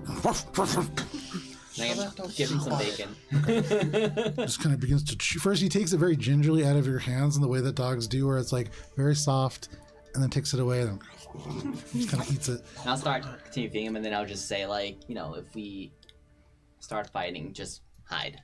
Okay, I'll do that. I don't Take a want to fight. handful of pebbles, and if I'll throw one back, if it's safe. All right. If it's not safe, I'll probably start screaming in pain. How long should we wait if we don't hear from you? So either way, we really should just move forward. Either you will Yeah. see pebbles flying out of this cave, or you'll hear screaming. You Both go. need to go forward. We'll wait a minute, and we'll follow. I'll try to see if I can find anything to give us a little bit of an advantage. All right. Yeah. I mean, don't forget your Stealth. chalk. Okay. My chalk. Yeah, because what? No, seriously, because what Make a if there's stealth check. Yeah. Or he just disappears into the darkness, and then make you like, don't forget your chalk. And then, or his eyes turn around. He never left. He was right there. He's like, I'm not going to forget my chalk. 18. 18. And then a little less stealthy the second time, kind of like makes his way forward. There's just a chalk line following the shadows. And actually, as Ori does Ori have a cloak? No, just the shawl. Okay. So as Ori walks, the feet do kick this kind of line of ash, and it does look a little bit like a chalk line that's behind him. But it is not Ori leaving the chalk. Or you make your way forward, trying to stay stealthy. Is the line pair still of visible of stones. the ash Yes. as I keep going? It is. As you get a little further in, after about 50 feet, you're going to enter a place where it's dark. truly dark, and not magical darkness, but you're really only seeing things in gray, and it's hard to differentiate ash against stone and pebbles and things like that. So you begin to lose the trail around there. You would imagine somebody with like superior dark vision or the ability to see color in dark would be able to still follow this trail. If only you knew somebody with superior dark vision. Wild. Damn, that's crazy. So, Ori just walks into the dark. Ori, make a perception check at disadvantage. Oh no, you have flat? dark vision, right? Yeah, flat.